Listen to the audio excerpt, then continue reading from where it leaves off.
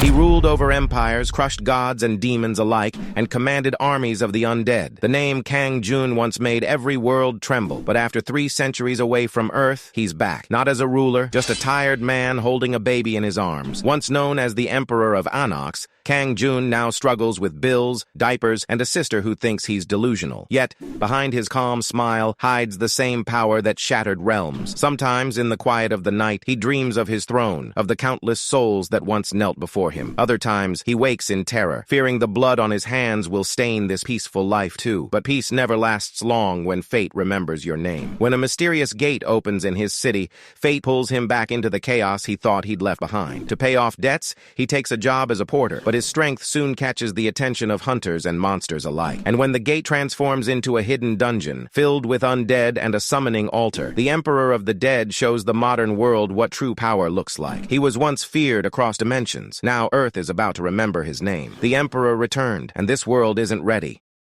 The story kicks off with an old guy sitting at a desk, scribbling away with his pen. His name is, and he's no small deal. He's the big boss, the chancellor of the empire. But even with all that power, sees himself as just a loyal servant. He doesn't care about ruling over everyone or being called the king of vampires. For him, just working for his master is what matters most. A strange book floats in the air, its pages open above a glowing magic circle. Stands nearby, determined to write down everything about his master's crazy achievements, wanting to make sure nobody ever forgets what happened. The story kicks off with something huge happening. Out of nowhere, the sky lights up with this massive blast of purple lightning. It's the kind of scene that makes everyone stop whatever they're doing and just stare. Out of nowhere, a man showed up from another world. He didn't come alone. There was chaos all around him, and a massive dragon was there too, making everything way more intense. The army started moving into the continent of Arx. After the invasion, things just weren't the same. The streets felt tense, and everyone seemed to be looking over their shoulders. Even the usual noise around town had died down, like everyone was holding their breath, waiting for whatever might happen next. People tried to go on with their day, but it was clear the invasion had changed everything. Huge crowds showed up, all hyped and cheering for the emperor. Everyone was out there celebrating because he'd just won,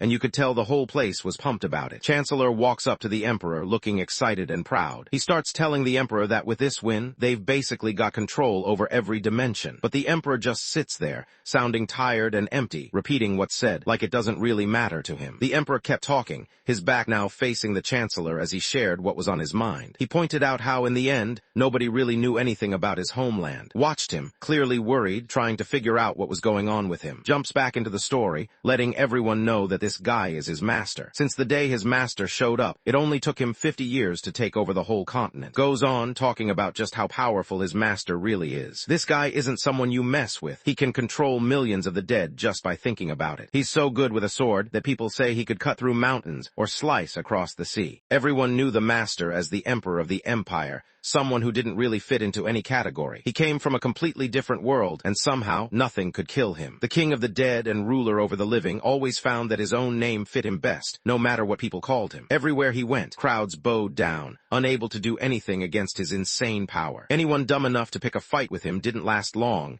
They ended up as undead, stuck serving him forever whether they liked it or not. Nobody could stand up to this guy. He took down dragons that scared the whole continent, beat the Demon King, crushed the 7 top bosses from the demon world, and even brought down the Heavenly Demon and the leader of the Martial Arts World Alliance. Even the King of Spirits, the one who watches over the World Tree, was there. Naturally, every world linked to the continent have ended up under his control. Can't help but question how someone as ordinary as him is supposed to figure out what his master really wants. What he truly wanted was simple. He just wanted to go back home to Earth. That was all that was on his mind. After searching through every dimension and still not finding a way home, the Emperor decided it was time to call in his top warriors, every god of war who served him. Sitting up on his throne, he looked out at everyone gathered around. He seemed worn out, almost like he'd hit his limit. He let everyone know he was done for now, that he needed a serious break and was about to take a long rest. His followers couldn't believe what just happened. Some of them started thinking about what this decision would mean for everyone. One of them, who looked pretty much like a walking skeleton,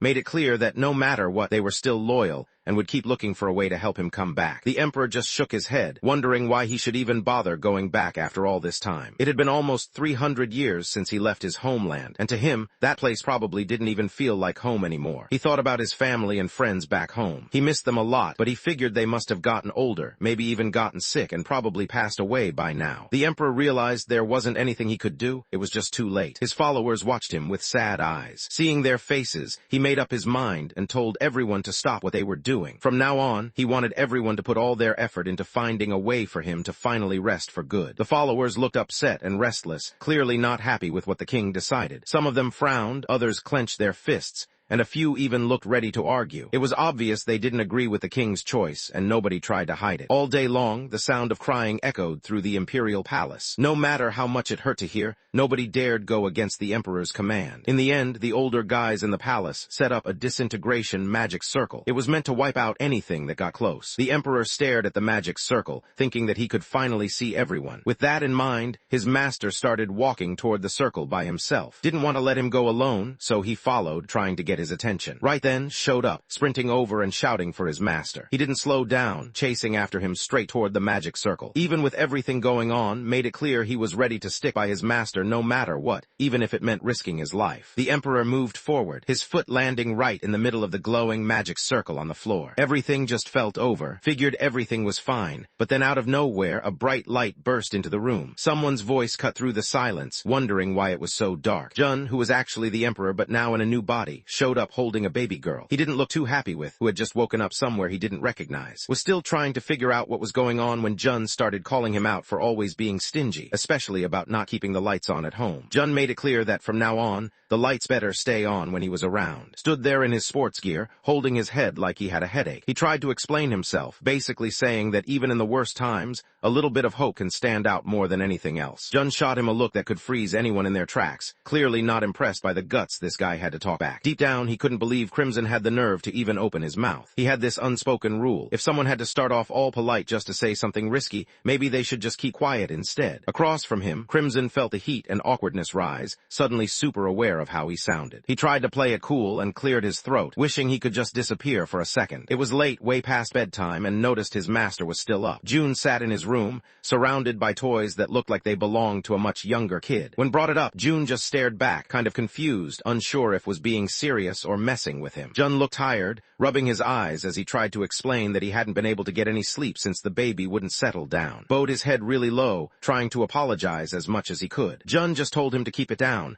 not wanting any loud voices that might set the baby off again. He was already on edge, hoping nothing else would wake the little one. Sure enough, the baby's soul shifted, and soon the loud sound of crying filled the air. Jun was clearly annoyed as he reminded Crimson that he was the one who woke her up, so it was on him to handle the situation now. Crimson, sticking to her usual polite way, suggested that maybe the girl was just hungry. Jun, a bit frustrated, pointed out that he'd already given her some baby food not long ago. Throws out the idea that maybe it's time to check her diaper just like before. Jun, though, lets her know she's totally fine. There's nothing to worry about. At last, just came clean. He kept saying as politely as he could that he honestly had no clue why she was crying. As usual, Jun didn't hold back and called him useless. Sat at his desk, jotting things down in his notebook. While he's busy writing, his phone suddenly goes off with an urgent call, catching him off guard. Jun lets everyone know that a late-night snack just showed up, courtesy of his sister. As soon as hears the word snack, his eyes light up and he looks genuinely excited. Jun mentions that it's chicken, and right away, bolts out of the room, yelling about chicken. He doesn't even bother to close his book, just leaves it open as he runs off. The story picks up with talking about what happened after the magic circle didn't work. Since things didn't go as planned, his master ended up going back to the homeland he'd missed for so long. He writes down that, in this spot, there was something around that his master could never have seen coming. He'd never been married or even had a girlfriend before, so this was all totally new for him. On the table, there was a red hair tie, the kind the princess always wore, making it pretty clear who had been there. Now in the present, Jun and little Saul are all gathered around the table, ready to dig into some chicken. The smell fills the room and everyone's focus is on the food. Especially seems pretty happy. There's just something about chicken that hits the spot every time. Jun's sister showed up and called out to the old man. She told him he should eat plenty, looking out for him the way older sisters sometimes do. Decides to help out by holding Saul and feeding her. He figures this way, he'll actually get to eat without any hassle. As he's doing this, she asks if he skipped going out again today. She can tell he's still pretty out of it. King Jun sat at his table, eating like it was just another day stay at home. He didn't look bothered at all, and everything about him showed he was totally at ease. Nothing seemed to throw him off, not even for a second. Watches him closely, noticing how lost he seems. It's obvious to that the guy isn't sure what's going on, and he can't help but feel worried for him. After everything that happened, Jun tries to act like he's totally okay, but steps in, not letting him brush it off. She just looks relieved that he made it back in one piece, not caring if he tries to pretend otherwise. Brings up how he went missing back when that first gate showed up. She can't help but wonder how long it's been since then. He got stuck inside that gate for years, and he's only just come back home. It makes sense that he wouldn't bounce back right away. Jun, holding Seoul, once again tells her that he wasn't stuck inside some gate. Instead, out of nowhere, he got pulled into this strange place called the continent of. Rolls his eyes, thinking to himself if this guy is about to go off again about how he used to be some super powerful emperor from another continent. Jun nodded, making it clear he wasn't lying. Lee Jun's info popped up. He used to be the emperor of Survived the Gate, and right now, he didn't have a job. Kept up her sarcastic attitude, turning to and pointing at him, kind of like she was calling him out in front of everyone. She wanted to know who this old guy was. Didn't waste any time. He stepped forward and introduced himself, letting everyone know exactly who he was. Jun tells everyone that is his assistant and another person who made it out of the gate. Right now, doesn't have a job, but back in the day, he always helped Jun with his work and talked with him about important stuff going on in the country. Also handled most of the paperwork and office tasks for Jun, staying loyal and making sure everything ran smoothly. Lee King-jun's older sister worked long hours at the factory. When she heard about what happened, she answered calmly, showing she got where he was coming from. Let out a sigh and explained that most people who made it out of the gates ended up with serious problems. A lot of them couldn't talk anymore or just shut down completely, all because of the stuff they went through. She lets out a breath, glad to see that Jun and the old man don't seem too bad off. They just look like they're a bit confused. Jun looks a little irritated. He doesn't really like being called crazy, even by his sister. Tries to calm things down, reminding him it's been 3 years since he came back. She pats him on the shoulder, trying to show it's fine if things feel weird right now. He just needs some time to get used to everything again. Kept pushing him to stay positive. She reminded him he still had plenty of life ahead and should just focus on getting better. She changed her words, calling it adjustment instead of treatment, and promised she'd handle things for now, doing her best to keep everything under control until he was back on his feet. June stayed quiet, just watching what was happening. Looked over at the old man and let Crimson know he was welcome to stay with them until he was able to find his family. Crimson was honestly grateful, and you could see how much it meant to him. Jun glanced over at Seoul, wondering what was going on. While he watched, his baby daughter, Lee Seoul, who was just a little kid and obviously not working yet, made a small noise. Seoul came over with her bib, which was still untied. June noticed and quietly offered to tie it for her. He held onto the strings of the bib, remembering how, back in the day, he used to make the knots himself, the same kind they used when dealing with people who committed serious crimes against the country. Seoul glances up, his eyes wide and honest. He tries to say the same words back, but he's struggling, stumbling a little as he gives it a shot. Jun gets serious for a second and tells her to pay attention. He picks up a chicken neck and starts showing her how to use the bib's strings, making sure she can see every step. He points out that when the knot is tied this tight, the neck snaps right away. Before he can finish, shows up out of nowhere and yells his name, catching everyone off guard. Freezes for a second, trying to process what just happened. She can't believe Jun is talking to the baby like that. Meanwhile, Jun stays cool and says he's just teaching Seoul like a dad should. Gets annoyed and tells him to cut it out, wipes Seoul's face, and from now on, no more scary stories for the baby. Jun grumbles under his breath, thinking how tough this is turning out to be. Jun carefully wipes Seoul's face, trying to help her feel a little better. Notices how Seoul seems to relax whenever her dad is around, almost like she really enjoys being close to him. Jun cradled the sleepy baby in his arms. She was starting to close her eyes, so he decided it was time to take her to her room.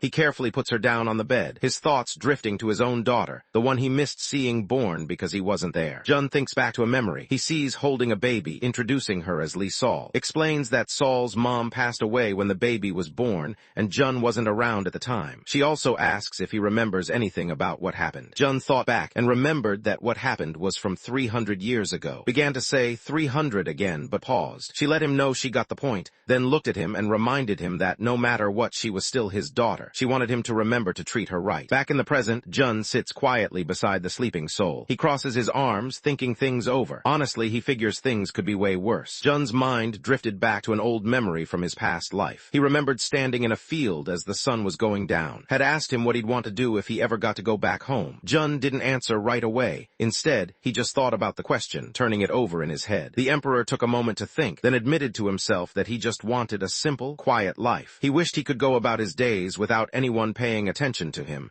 just blending in and not standing out at all. Right now, Jun gently pulls a blanket over his daughter Seoul, making sure she's comfortable and warm. He finishes thinking about it and realizes that raising his kid and just living day by day is probably one of those regular things people do. Jun stood up and noticed some papers lying on the desk next to him. He grabs the stack of papers and sees a bunch of bills. Some are just regular payments, but one of them is a late notice. The next afternoon, Jun showed up in a fresh shirt, holding a spoon in his hand. He looked serious, like something was up, and it was clear from his face that things weren't going as planned. Jun sits at the table, carefully feeding Seoul with a spoon. In the background, watches them, staying quiet but alert. When Jun mentions that something's wrong, his mind immediately starts racing, trying to figure out what could be going on. He can't help but worry as he waits to find out more. Jun checks to make sure everything's clear, then looks over at Seoul to see if he likes the food. Seoul nods, looking happy. Meanwhile, just sits there, kind of stunned, his mind racing. He can't believe the legendary master actually said the word problem just now. Jun looked over at, wanting him to read out the documents, grabs the stack of papers and starts looking through them.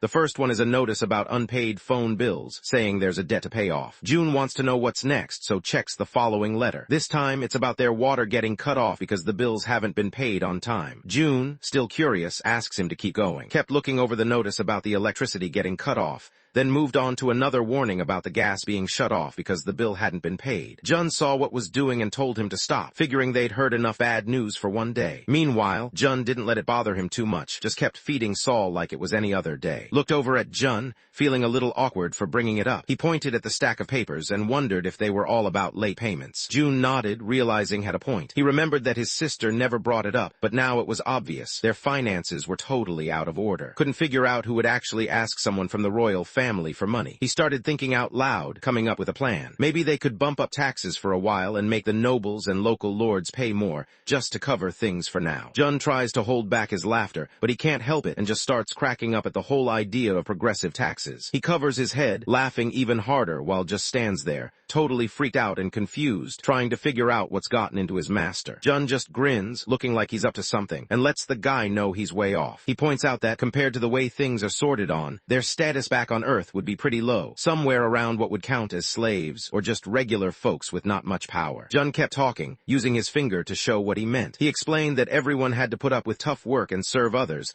all for a small amount of money from those in charge. That little bit of cash was just enough to get by. Looks like he just saw something totally unexpected. His eyes are wide, and he stands frozen, not sure what to do next. He remembers that he's got royal vampire blood, and used to be a vampire lord. He became Archduke after doing a ton of good stuff for the king. In this world, he's treated like he doesn't matter, just another person forced to do whatever he's told. Stumbles a bit trying to pull himself together. He knows he needs to chill out, even though everything feels out of control. Deep down, he believes that if he's really loyal, he has to stick it out and show it, especially when things get tough. Drops to one knee in front of Jun, promising to help him build a new empire and get back on the throne. Jun just stands there, barely reacting, acting like he really doesn't care what does. Jun stood there, towering over Seoul. He looked serious as he explained why they had to make some money. Later on, Jun tried to get Seoul to eat some baby food. He held out the spoon, hoping she'd go along with it, but Seoul just turned away and wouldn't open her mouth. Showed up, keeping an eye on them while they tried to feed the baby. He mentioned the baby food was made with black sesame seeds just for this moment, but it was pretty clear Seoul wasn't into it at all. Jun thinks back to some advice he once heard. If a kid doesn't want to eat, it's better not to push them. Instead, it helps to turn the whole thing into a game and make it more fun, so the kid actually wants to try. King Jun says they're going to play a game, and right away, Seoul and pay attention. Both of them are curious, waiting to see what kind of game he has in mind. Jun let her know it was basically a contest to see who could finish their food better. He picked up his spoon, his eyes lighting up with excitement. He made it clear that if she came out on top, she'd get to call the shots for the rest of the day. Then he looked at her, waiting to see if she was in. Seoul's eyes go wide and you can tell she's pumped. She doesn't even hesitate. She's all in for the challenge, practically bursting with energy. Grinned and tried to cheer her on, nudging Seoul to dig in and take on her dad. Seoul's eyes lit up, clearly pumped for what was coming. Jun watched all this with a sly grin, thinking to himself that she just wasn't quick enough. Jun looks back on his past, remembering how he got dropped right into the chaos of. He knows the only reason he managed to climb to the top and become so strong was because of everything he went through there. He always gave it his all, even when he was just out there chasing one rabbit. He digs into his food like he hasn't eaten in days, barely looking up. He makes it clear that she's way too slow to ever stand a chance against him. Seoul's eyes go wide, and he just freezes for a second. It's like his brain needs needs a moment to catch up with what just happened. She hears her dad's challenge, and tears start to well up in her eyes. The baby suddenly starts crying and hurries over to pick her up. He looks right at June, clearly upset, wanting to know what happened to make the baby cry. Jun quickly tried to explain himself, saying he never meant to upset her, but wasn't having it. He pointed out that, from the way things looked, anyone would thought Jun was actually trying to make her cry. Jun watched his daughter cry, his face calm. He told her that if she thought something wasn't right, she needed to toughen up. Stood nearby, not saying a word, just watching the moment unfold. Seoul starts crying harder and lets out a tired sigh as she does her best to help Seoul settle down. While all this was going on, sat down to jot something in his record book. He wrote about how the emperor had challenged the princess to a food duel earlier that morning. Even though the princess was barely 3 years old, the emperor gave it his all and somehow managed to win against her. Keeps writing, his eyes drifting to the window now and then. As he wraps up his journal entry,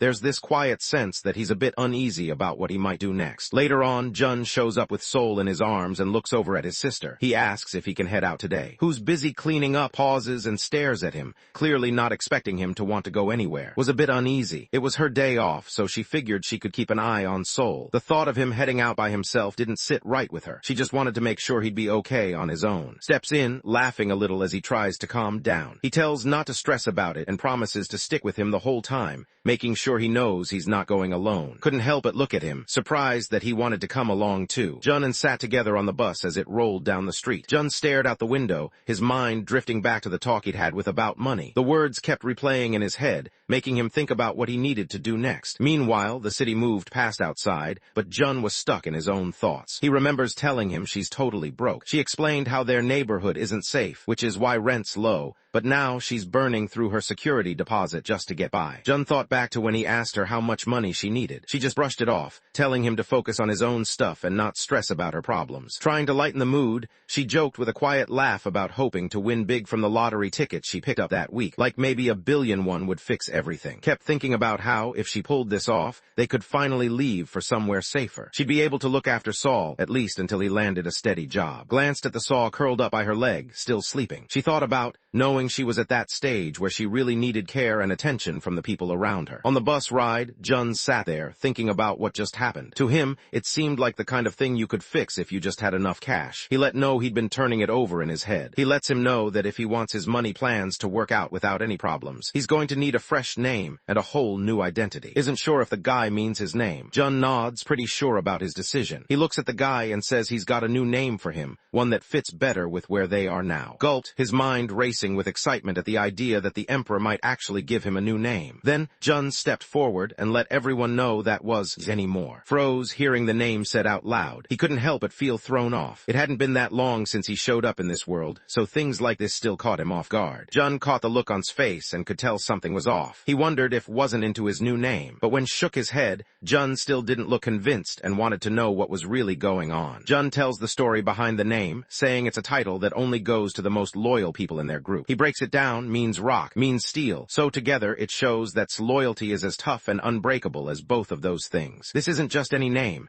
It's a sign that is someone they can always count on. Jun mentions he might change the name if it doesn't suit him, but before he can say much more, jumps in, super eager, making it clear that he'd never just decide on his own whether the Emperor's chosen name was good enough. For that kind of decision just isn't his to make. Jun nods, clearly glad that the name is a hit. In his head, he can't help but think this name is way better than, which was the first thing that popped into his mind earlier. They pull up to a busy bus station in the city. Jun nudges, letting him know it's time to get off. Steps out, checking out the area with a confused look. He's thankful for Jun's help, but he's still not sure what's supposed to happen next, glancing around for some kind of clue. Jun lets them know they're heading straight for a gate. His eyes light up. His mind races with the idea that the gate is probably packed with all sorts of monsters. He can't help but laugh a little, feeling pumped up inside. Deep down, he knows this is the right call. Jun noticed, also known as acting pretty fired up. Curious, he wondered what had gotten into him, though didn't just give a regular answer. He started going off about life in this deep, thoughtful way, making it clear there was more to his excitement than what was on the surface. Even the best swords lose their edge if they just sit around unused. He couldn't help but think about how pumped he felt just imagining getting back into action. It had been ages since he'd been on a real battlefield, where things got intense and every second counted. The idea of jumping back into that chaos, where everything was on the line, actually got his heart racing. As they walked, Jun mentioned that things things might get a bit tough. Jun told everyone they were just going to help carry stuff, not do anything else. Didn't really get what was going on and looked a bit lost. They learned that if anyone wanted to hunt inside the gate, they'd have to get a registration card, and that card cost 1,000,001 for each person. Dropped to his knees right there in the middle of the street. He just couldn't take being stuck as a porter anymore. Looking up at his master, he asked if he could work by himself for a while, hoping that might help out with the family's money problems. People started to crowd around, curious about what was going on. Jun noticed all the attention and told his friend to calm down, not wanting to be the center of everyone's stares. Stayed put, stubborn as ever. Even with everyone waiting, he wouldn't budge. He looked like he'd rather face anything than work as a porter, no matter how much pressure he got. A shadow fell over Jun's face as he leaned in, his expression turning serious. He looked down at the guy, first speaking in a low voice, trying to see if he was really going to stay down. The mood changed fast. Jun's next question came out sharp, sounding almost like a threat, asking if the guy was looking to get himself hurt. Started to freak out, thinking his master was mad at him. The warning stuck in his mind, and he couldn't help but remember what happened to the heavenly demon. That story didn't end well and didn't want to end up the same way. He scrambled to his feet, looking embarrassed as he tried to make things right. He stood in front of his master, hoping he wouldn't get in more trouble. Jun rested his hand on his friend's shoulder, understanding where his friend was coming from. He could tell that the guy was just being loyal. Jun tried to calm him down, mentioning that he'd heard porters earn around 300,000 won a day. He pointed out that if they just worked for a few days, they could pay off the registration fees and bills. After that, they wouldn't have to stick with the job. As they were chatting, a guy they didn't recognize started walking over to them. A guy showed up, dressed in hunting gear with a backpack slung over his shoulder. He looked at them and wanted to know if they were the ones there for the porter job at the D-rank gate that day. Around the entrance to the glowing purple gate, guards stood watch while people walked by, keeping their distance but throwing curious looks at the strange scene. Some paused for a second, as if deciding whether to get closer or just keep moving. The whole area had an uneasy vibe, with everyone seeming more alert than usual. Noticed something weird. People just walked past the place like it was totally normal, even though it was wide open. No one seemed to care or even look twice. The guy said his name was. He was a C-rank hunter and seemed pretty chill as he brought them over to meet the rest of the group. Everyone looked curious, checking out the newcomers as made the introductions. A big, bald hunter named Lee looked at the old man and the skinny kid, clearly not impressed that they were joining as porters. His face showed how annoyed he was, like he couldn't believe these two were actually part of the team. Even though he was way older than the others, stood up and let everyone know he could still handle the job. He started to tell everyone about himself, but before he could really get going, Lee cut him off and started making fun of him. Didn't bother hiding how tough the porter's job was. He made it clear, almost like he was annoyed, that even really strong guys struggled with the work. To him, the idea of an old man and a skinny kid trying to handle it just didn't make sense. Leaned in close to his master, thinking about whether he should take out their enemies now. But Jun shook his head, letting know it wasn't the right moment yet. He told him they just had to work as porters for a few days. That way, they could get enough cash to pay for their Awakener ID cards. Finally caught on to what his master was trying to do. He was honestly impressed, thinking about how close he came to messing things up if he hadn't paid attention. Jun stepped forward, looking around at the group. He wanted to know who was in charge, so he waited for someone to show themselves. Let them know he was the one in charge of the squad. Jun noticed wasn't sure about hiring them and guessed it was because they didn't look trustworthy. Admitted that was true. Then Lee stepped in, making it clear that they were tough and wouldn't be a problem. Stood there unsure of his next move. He kept glancing around, his mind racing with possibilities. He didn't want to mess things up, but he couldn't just stand by and do nothing either. He thought about his family stuck in the hospital and realized just how much he needed cash this week. In the end, he let the two guys join the team, thinking there was no way he could skip out on this gate. Lee stared at Bong, unsure if he was actually being serious. Bong just nodded, looking confident. He explained that it was only a D-rank gate, so nothing too wild was supposed to happen. He figured the two of them could take care of it without any big problems. Brings up Lee's money problems. He points out that this week Lee has to cover his mom's hospital bills, his brother's school fees, and his own field trip costs. Lee doesn't really want to agree, but in the end, he gives in. Felt grateful for Lee's support and let him know. Lee just shrugged it off, saying it wasn't a big deal. He pointed out that they also had that F-rank hunter on their side, so things weren't looking too bad. Lee tells the group why he thinks the F-rank hunter isn't going to help much in a fight. He figures that if they just have the guy help the porters carry the bags, the whole luggage situation will be handled. While this is happening, Jun watches them and realizes there's another person getting involved in things. Right then, Lee spots the F-rank hunter walking over. He gets his attention, thinking about how he only asked the guy to grab a cup of coffee, and is kind of surprised it took him so long to show up. The F-rank hunter rushed over out of breath and handed over the coffee, looking a bit embarrassed as he apologized. Lee grabs the coffee and Jun just stands there watching. He can't help but think about how lower-ranked hunters are starting to get treated almost like servants. It hit hits him that Earth isn't much different from the continent of Arcs now. Those with power call the shots, and everyone else just has to deal with it. The thought leaves a sour taste in his mouth, even if he can't fully explain why. Lee drops his bags onto the ground, clearly annoyed. He looks at the others, frustrated and confused, trying to figure out what's going on and whether they're actually heading out tomorrow. The hunter starts to speak up, but Lee cuts him off without letting him finish, tells him to stay back and help out with the porters instead. He glances at the old man and the skinny boy, making it clear he doesn't think they're up for carrying all the bags themselves. Lee kept going, not letting up on the guy. He made it clear he only let him join out of kindness,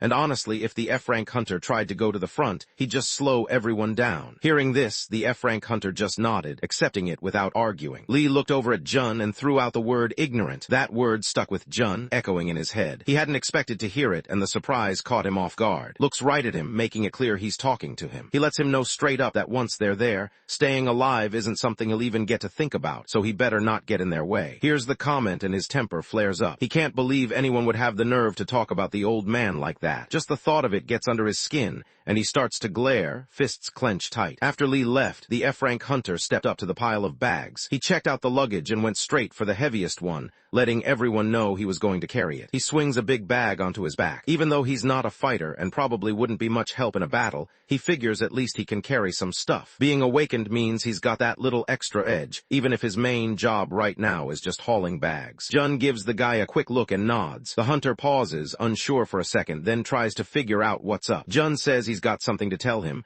some advice he thinks the hunter should hear. The hunter looks at Jun, caught off guard by what he just heard. Jun, keeping his cool, lets him know that he needs to earn some cash today, no matter what. He isn't interested in getting into any problems. He just wants to focus on making money. The hunter stands there, clearly confused by what's happening. Jun shoots him a piercing look like he can see right through him. It's obvious to Jun that the hunter isn't as clueless or helpless as he seems. Jun makes it clear, without saying much, that the hunter has to keep up this act for the rest of the day. No slipping up. He has to pretend all the way until it's over. Jun looked at them, his face unreadable. He just wanted to help carry their bags and then leave without any trouble. He couldn't figure out why that seemed complicated to anyone. He looked over at, making it clear it was time to head out. Picked up on it right away and got ready to leave, not saying much. When they get to the entrance office, wonders if this is just part of the process to get in. The guy at the desk checked the computer and let know their reservation for the gate near Digital Complex Station was all set. He told them it was okay to head in now, but didn't finish his sentence, leaving it hanging in the air. The employee lets them know that even though this is only a D-rank gate, there have been some deadly accidents here lately. Kept thinking about the words fatal accidents. The employee nodded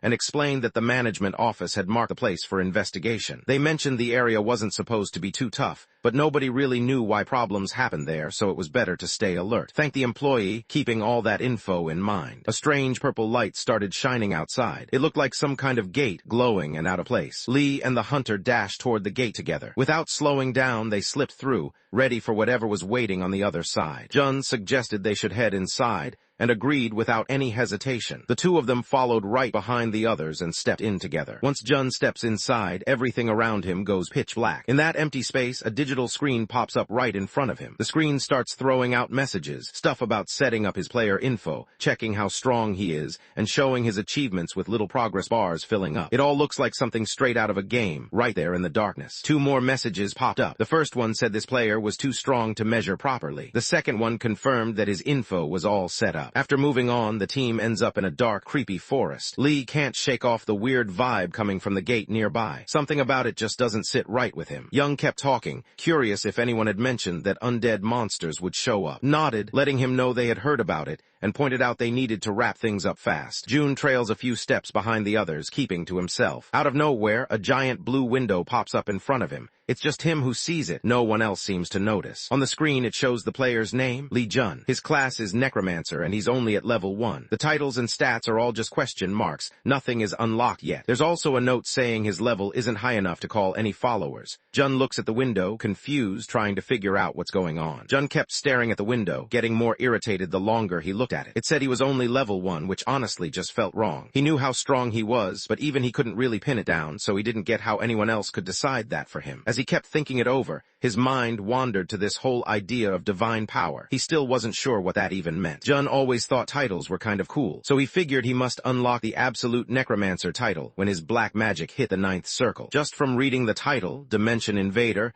he figures out why he got it. It probably has something to do with all the trouble he caused in different worlds while trying to make his way back to Earth. He didn't mean to mess things up, but it looks like his actions had bigger consequences than he expected. When it comes to the title Demon Slayer, he figures he must have taken down over 1 million demons by now. He figured the Dragon Slayer title must come from the time he took down that dragon. After thinking about that for a second, he scrolled over to check out the title for the person who stole from the World Tree. Jun can't help but find it wild that people handed out a whole title just because he took the Divine Tree from the spirit world. All he did was plant it in the palace garden, since the place looked a bit empty. Honestly, he hadn't expected the tree to wither so fast either. Jun checks out the followers section on his screen. As he scrolls through, it hits him. If he boosts his level, he'll actually be able to call on the followers he's already made contracts with. The idea starts to sink in, and he can't help but think about what kind of help they'd bring if he manages to level up. Jun grins to himself, realizing how useful it would be if he could bring not just but also the big shots from the Imperial Court, the palace, the Joint Chiefs of Staff, and the Treasury over to Earth. That would make things a lot easier for him. Right then, Lee noticed Jun losing focus. He glared at him, clearly irritated that Jun wasn't paying attention,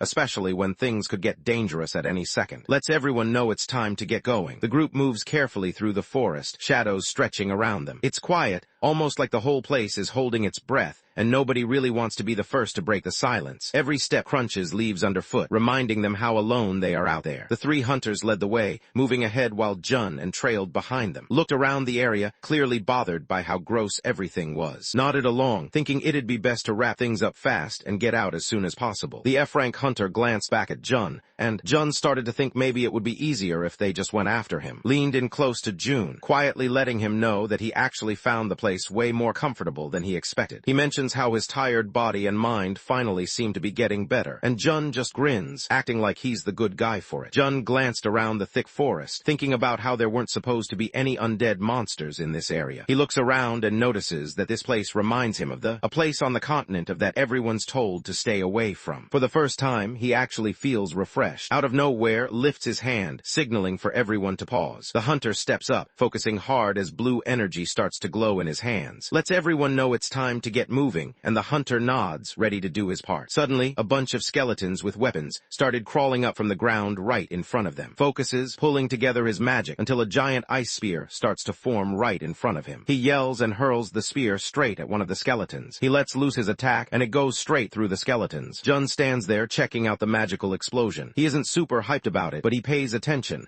eyes following the sparks and flashes in the air. Jun kept his eyes on the fight, finding it pretty entertaining. While Lee holds up his massive shield, he blocks the attack and takes down a bunch of skeletons. Jun looks around, sizing up the situation. He notices the skeletons aren't exactly strong, but at least they actually have some shape to them. After the fight wraps up, bones are scattered all over the floor. Lets out a breath, glad it's finally over. To him, it looks like that's the end of it. He tells everyone to grab the before doing anything else. Once that's done, they can focus on what comes next. Jun and the hunter moved quietly through the graveyard, picking up the glowing purple stones that were scattered around the old graves and bones. The stones gave off a faint light, making the whole place look even stranger. They worked together, careful not to make too much noise, keeping an eye out for anything that might be watching them. Each stone they found seemed important, so they made sure to grab as many as they could. Out of nowhere, more skeletons jumped at them. Looked annoyed, thinking about how many times this had already happened and if even more would show up. He raised his shield, pushing back against the next attack, his frustration showing as he braced himself for another round. Lee couldn't stand the skeletons crowding around him, so he started yelling at them to back off. Jun, watching from the side, told him to chill out and think before acting. That only made Lee more annoyed, and he turned to Jun, frustrated, wanting to know why he should bother listening. Jun lets everyone know that there are archers in their group. He stays chill, just pointing it out so the others can be ready. Lee rolls his eyes, thinking that what he just heard sounds ridiculous. Out of nowhere, arrows start flying straight at him. He grumbles under his breath, struggling to lift his shield just in time. Arrows slam into it hard, making his arms shake from the impact. Lee and just stand there frozen. Lee looks confused, trying to figure figure out what's going on while doesn't move a muscle. Both of them clearly didn't see this coming, and it takes them a second to process everything. Right then, an arrow shot straight at Jun's face, but he just reached out and grabbed it with his hand, staying cool the whole time. Jun stares down at the snapped arrow in his hand, clearly frustrated. He can't figure out why it broke, and the whole thing just gets under his skin. Stared at Jun, not really sure how he pulled it off. Lee was just as confused, trying to figure out what Jun meant. Jun didn't seem bothered at all and just brushed it off, saying he only got lucky. He looks over at the hunters and calls them out for not paying attention. He's fired up, still pretty mad about almost losing his life because of what happened. After that, he's clearly worn out, mumbling to himself about how rough and unfair it is just trying to get by. Keeps an eye on Jun, his mind racing as he tries to figure out if Jun actually came close to dying. After a moment, figures out that wasn't really the case. He glances down at the arrow on the ground, trying to figure out if that was actually luck or if something else was going on. More skeletons come at him, raises his voice, pointing out that they need to deal with those creatures before anything else. Lee steps up next to him, making it clear that taking them out is the main priority. While the three hunters are busy battling the skeletons up front, Dahl hangs back. He clutches his head, clearly hurting, and looks toward his leader for help. Right then, Jun was busy playing rock, paper, scissors with him. He mentioned he might go with rock this round, but also hinted he could switch it up. Not wanting to deal with the mind games, just wished he'd cut it out. Jun wanted to know why wouldn't join in, saying the game was supposed to be fun, but just groaned about always being the one who got hit, wishing someone would just take him out instead. Jun tried to cheer him up, saying maybe things would go differently this time, and told him to join the next round. While they talked, the F-rank hunter stood off to the side, just watching everything without saying a word. The F-rank hunter can't help but notice how this guy keeps showing up and getting on his nerves. He thinks back to what Jun told him earlier about keeping up the act. Now, looking at Jun, he notices that Jun's got this look, like he's in on something and kind of smug about it. He starts to question whether he's actually part of the management office. While Jun kept playing, he looked over at trying to guess what move he'd pick next. Really wanted Jun to play by the rules, but Jun just gave him a look that made it clear he didn't appreciate being doubted. Not wanting any trouble, backed off right away. Then, Jun suddenly said he was picking rock this round. Hearing that, felt a rush of excitement and started thinking about picking scissors, hoping he could finally win this time. The F-rank hunter shook his head, pretty sure the office wouldn't send guys this crazy. The F-rank hunter spun around, and Jun's face changed. He looked more focused now, realizing they were almost there. Young stands at the front, taking down the final skeleton. He looks around, thinking this must be the last one left. Looks around, taking it all in. Everything's quiet now, and he knows it's done. He lets out a breath he's been holding, the tension finally leaving his shoulders. It's over. Looked around at the group, noticing how tired everyone seemed after all the effort they put in. He figured it was probably time to call it a day and head back. Out of nowhere, the hunter freezes, his eyes going wide. He stares straight ahead, arms shooting out to point at something up ahead. His voice rises as he tries to get the others' attention, clearly caught off guard by whatever he's just spotted. Through the thick fog, the outline of a big old building, maybe a monastery or a castle, starts to show up in the distance. Right in front of a system window popped up. It let him know that the secret dungeon, demon worshippers' monastery, was now open. Couldn't believe what he was seeing. He started thinking maybe this place was actually a hidden dungeon. The idea caught him off guard, but he kept looking around, trying to figure out if he was really onto something or just overthinking it. He figures this kind of dungeon is the spot where people get lucky, since it's packed with valuable stuff and rare magic books, along with all the rare treasures that you can't find anywhere else. Sometimes there are even special elixirs hidden inside. Gets hyped just thinking about it, and right now, he's sure this is what he wants most. His main goal now is to track down an elixir, the one thing that can bring his mom out of her coma. Kept thinking about how stuff at auctions always goes for way more money than he could ever pay. That made him realize, if he wanted to get one himself, this might be the only shot he'd ever have. He doesn't want to quit, but he's willing to give it a shot. After thinking for a moment, he looks at everyone and asks what they should do next about the hidden dungeon. Stares at the system window, taking it all in. He's never actually seen one up close before, so it feels kind of unreal. In his head, he figures that if they tell the office about it, they might get a small reward, but he knows the office will claim everything else for themselves. Looks around and figures they might as well handle things themselves since they're already there. Lee isn't so sure and thinks out loud, doubting if this group can actually pull it off. To him,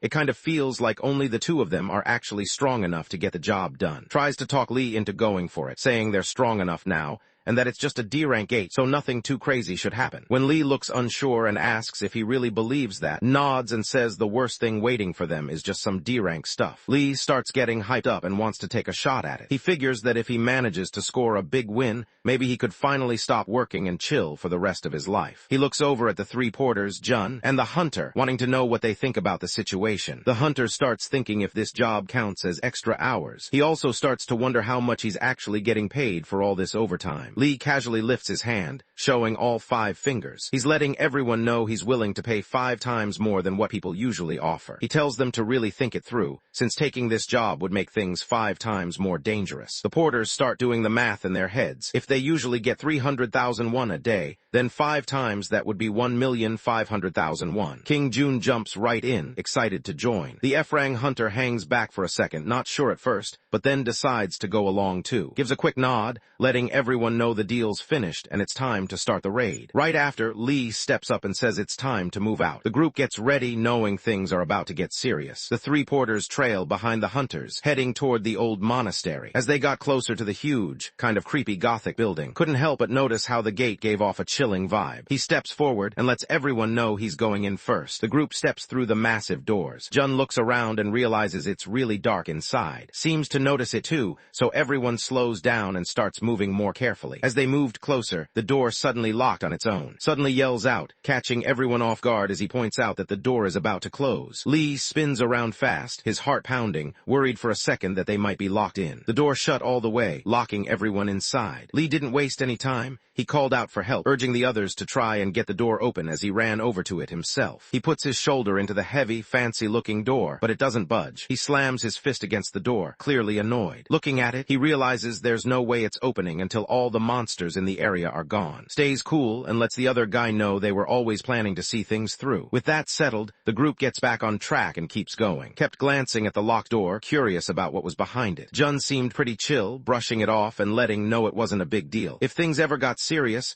Jun was confident he could break through the barrier spell anyway. With that, he nudged to keep going, not wanting to waste any more time. The group kept moving through a long, dark hallway covered in weird carvings. Noticed how there weren't any monsters around, which felt off. Lee nodded, thinking the same thing. Suddenly comes to a halt and asks the others to hold up. He stares ahead, his eyes wide as he tries to process what's in front of him. Lee isn't any better. His face goes pale, eyebrows raised, clearly caught off guard by whatever they're both looking at. The group walks into a massive hall, and the scene stops them in their tracks. Bodies are everywhere, and there's blood all over the place, like a serious fight just went down. Lee looks around, totally stunned, struggling to process what he's seeing. Looked around and noticed the place was trashed, like they're deep in a huge fight and nobody made it out okay. Right then, the hunter started calling out, trying to get everyone's attention. At the end of the hallway, there's an altar stained with blood, and on top of it sits this massive statue of a winged demon. Can hardly get his words out as he tries to figure out if he's actually looking at a real demon or if his eyes are playing tricks on him. Jun looks around, trying to figure out what's going on. The place feels strangely familiar, like something he's seen before, but he can't quite put his finger on it. Spots some strange markings carved into the altar. He studies them for a second, thinking they look like some kind of writing he's never seen before, almost like it came from a totally different world. Jun told to translate the message, nodded, letting him know he'd take care of it. Leaned in, checking out the strange markings. He pointed out that these symbols came straight from the demon world. Looks over at, curious about the papers in front of them. Calmly adjusts his monocle, getting ready to read the documents out loud for everyone. Looks over the first part, seeing that it says the trial has to be passed, and that someone needs to prove they're worthy. Thinks about what that actually means and tries to figure out what kind of trial they're talking about. Glances around at the bodies lying everywhere. He figures out that the challenge must have been to fight the monsters guarding this spot. Since nobody else made it, he realizes they've already beaten the test. Kept reading, his finger landing on a line about faith and loyalty. The words explained that to prove yourself, you had to bring 10 living people as an offering on the altar. Lee stared at the words on the page, his face twisting in annoyance. He couldn't believe what he was reading. Who came up with this stuff anyway? It made no sense to him, and he just wanted to scroll past it as fast as possible. Suh keeps reading, telling everyone that the words are about some powerful guardian from the underworld. The message says people have to kneel and ask this guardian for forgiveness if they want a chance to make it out alive. Only the ones he decides to forgive get to leave. Dahl looked at the blood-stained altar and the candles flickering around it. Even though the scene was kind of creepy, he couldn't help but be impressed. He noticed right away that the altar wasn't normal. It was set up with some serious magic, the kind that could actually call up a high-level demon. Lee gets fired up, his face turning red as he starts yelling at the old man. He really can't believe what he's hearing and just lets his frustration out, not holding back as he calls the guy out for being clueless. Stays cool and points at some markings on the wall. He lets the others know those symbols stand for the fire of hell. He talks about how the fire of hell never goes out. It burns forever, using up people's life energy to keep itself going. He also mentions that this kind of fire is usually used when someone wants to bring demons into the world. Notices something messed up about the altar. He figures out that every single flame burning there means someone had to lose their life for it. When he counts the candles, there are already 9 of them glowing, and that really finally hits him hard. Realized there had already been 9 sacrifices. He figured out that one more would finish the ritual. He wondered if all of this was meant to bring out the demon and ask for mercy. Nodded, saying that's what the plaque said. Lee lets out a short laugh, clearly doubting whether anyone actually buys into that. Out of nowhere, the hunter steps in, cutting through the tension. He looks serious and tells everyone it's time to decide what they're going to do. Glances over, not really getting what the hunter means, but the hunter just stares back with this intense look, clutching his bag. It's almost like he's wondering if everyone is just planning to sit around and wait for the worst. Still looks lost, clearly not on the same page as the hunter. The hunter kept talking, his voice sounding dark and serious. He said the moment everyone had been waiting for was finally here, and that one of the group was about to face what was coming. Young stares at him, eyes wide and heart-pounding. He can't figure out what's going on in the other guy's head, but the expression on his face is enough to make uneasy. The F-rank hunter suddenly cracks up, laughing way harder than anyone expected. Lee couldn't hold back his anger. His face was tense and he glared at, making it clear that he wasn't joking around. Across from him, looked really nervous, almost frozen, like he wanted to disappear. The tension between them was obvious and no one was laughing. The hunter smirked, not really sorry at all. He looked around at everyone, clearly amused by how scared they all looked. Just seeing them like that made him laugh to himself. He stands there, his voice flat and serious, letting everyone know it's time to pick the next person to be sacrificed. As he looks around, it's clear he's sizing everyone up, trying to figure out who he thinks is the least valuable in the group. The room gets tense, and everyone can feel the pressure as they realize what's about to happen. Stands his ground, not backing down. He believes there's got to be a way out for everyone if they just look hard enough. He doesn't want to give up, certain that if they keep searching, they'll find a solution where no one has to get left behind. Young watched the man and thought he was out of his mind. In his head, he figured if someone had to die, it should be one of the older guys who'd already had their time. His eyes drifted over to, and Jun, sizing them up without saying a word. Spots that someone's staring right at them. He starts to think about whether he's the person who was supposed to live for a really long time. Then it hits him. He isn't even human. He started to worry, thinking that maybe the person being talked about was his master, who'd been around for over 300 years. Leans in close to Jun, his voice low and nervous. He hopes Jun isn't mad at him, and tries to explain that there are people out there acting rude and disrespectful, like they're coming after Jun on purpose. Mentions that they're talking about Jun's age too, almost like they think he's been around too long. Jun just looks at him, totally chill, and makes it clear he's the one they're talking about. Soo couldn't help but scratch his head, still unsure if Jun was actually talking about him. But Jun just nodded, giving Soo that look that said, yeah, it's really you. Remembered how lost at rock, paper, scissors earlier, so he told him to stay put. Didn't argue and just listened. Right then, raised his voice, telling everyone not to panic. He wanted them to slow down and figure out a way for all of them to make it through together. Lee's temper flared as he glared at. He couldn't stand how always acted so righteous, and he let it show. Lee insisted that he was right about the situation and made it clear that if things kept going the way they were,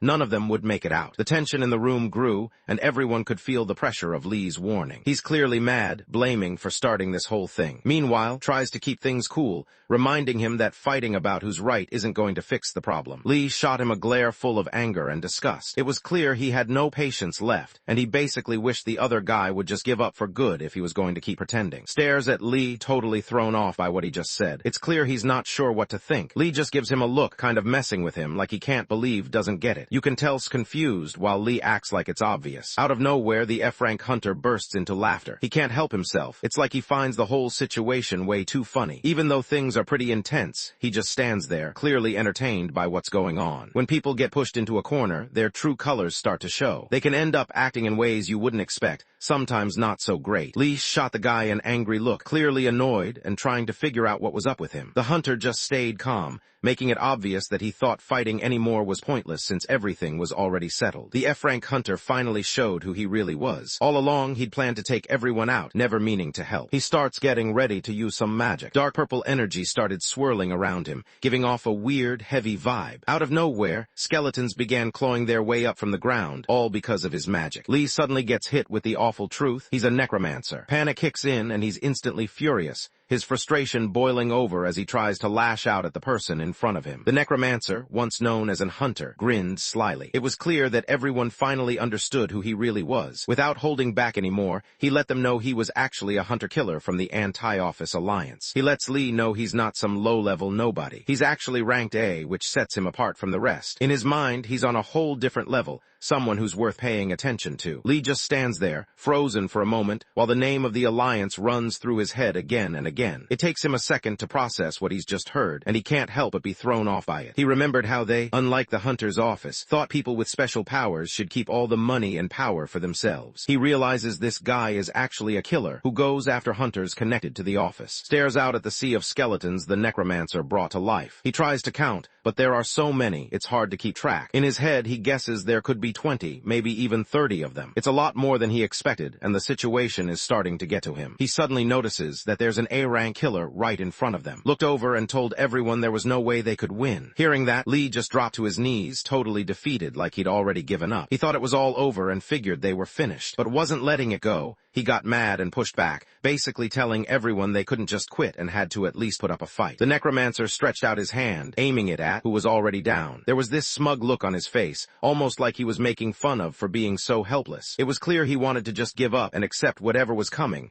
like he was nothing more than a piece in some bigger plan. Right then, Jun steps up and faces the necromancer. He tells him to hold off, saying it'd actually be a hassle if those guys died right now. The necromancer looks at him, clearly not expecting that, but Jun stands his ground, making it clear he's got unfinished business with those people. Jun stepped up to face the necromancer, who used to be an F-rank hunter. He reminded the guy that he'd already given him a heads up to keep acting like nothing was up all the way to the end. When the necromancer questions Jun about whether he's from the office, Jun quickly says no. But the necromancer doesn't let it go and keeps pressing him, wanting to know where he really comes from. Jun just tells them he came from his place over in. The necromancer could tell Jun wasn't about to spill who he was working with, so he decided to press him again, this time wanting to know exactly how Jun had ended up in this place. Jun just shrugs off the question and jokes that he got there on a direct bus from station. The necromancer doesn't seem to buy it, clearly thinking the explanation makes no sense. But Jun doesn't care. He knows the guy will be annoyed with him no matter what he says. Jun, not wanting to stick with the awkward topic, shifts gears and gets curious about what his opponent was thinking summoning a demon in the first place. The necromancer shares his plan to bring out one of those big-shot demons from the old legends. Jun hears the name and it clicks. He's sure he's heard it somewhere before. The necromancer starts talking about his plan to show loyalty to and make some kind of deal to serve him. But before he can finish, Jun cuts him off. Jun seems to get what's going on now. The necromancer kept talking about his goal, saying he wanted to use huge power to change the world. But Jun cut him off, realizing why the necromancer's face had seemed familiar to him all along. Jun just throws it out there, saying he's pretty sure he took down most of the 72 demons the last time they showed up. He doesn't brag, he just says it like it's no big deal, almost as if he's talking about what he had for lunch. He suddenly remembered the time he fought them. The memory flashed through his mind, clear as day, and he could almost feel the adrenaline rushing back. He starts to think about whether this could have been one of the rare ones who actually got away and made it out alive back then. As he's lost in thought, another memory flashes in his mind, a demon running for its life. The necromancer doesn't pay attention to what's being said. He stands his ground, making it clear that for his own reasons, Jun has to die. The necromancer calls up a bunch of skeletons and shadowy creatures with his dark magic. Right then, feels desperate, thinking it's ridiculous that he might actually die like this. Stood there looking down and feeling pretty guilty. He knew things had gotten messed up because he wanted too much, and now everyone else was dealing with it. As he apologized, the others could tell he was serious. He understood that trying to get more than he should was what got them all stuck in this mess. June steps up, walking right past, who looks totally desperate. June just keeps it real and points out that everyone's going to die someday, but today isn't that day. Watches him, confused, not really getting what June is trying to say. Jun stands there, staring down the necromancer and all the creepy undead creatures he just summoned. It's tense, and Jun can feel his heart pounding,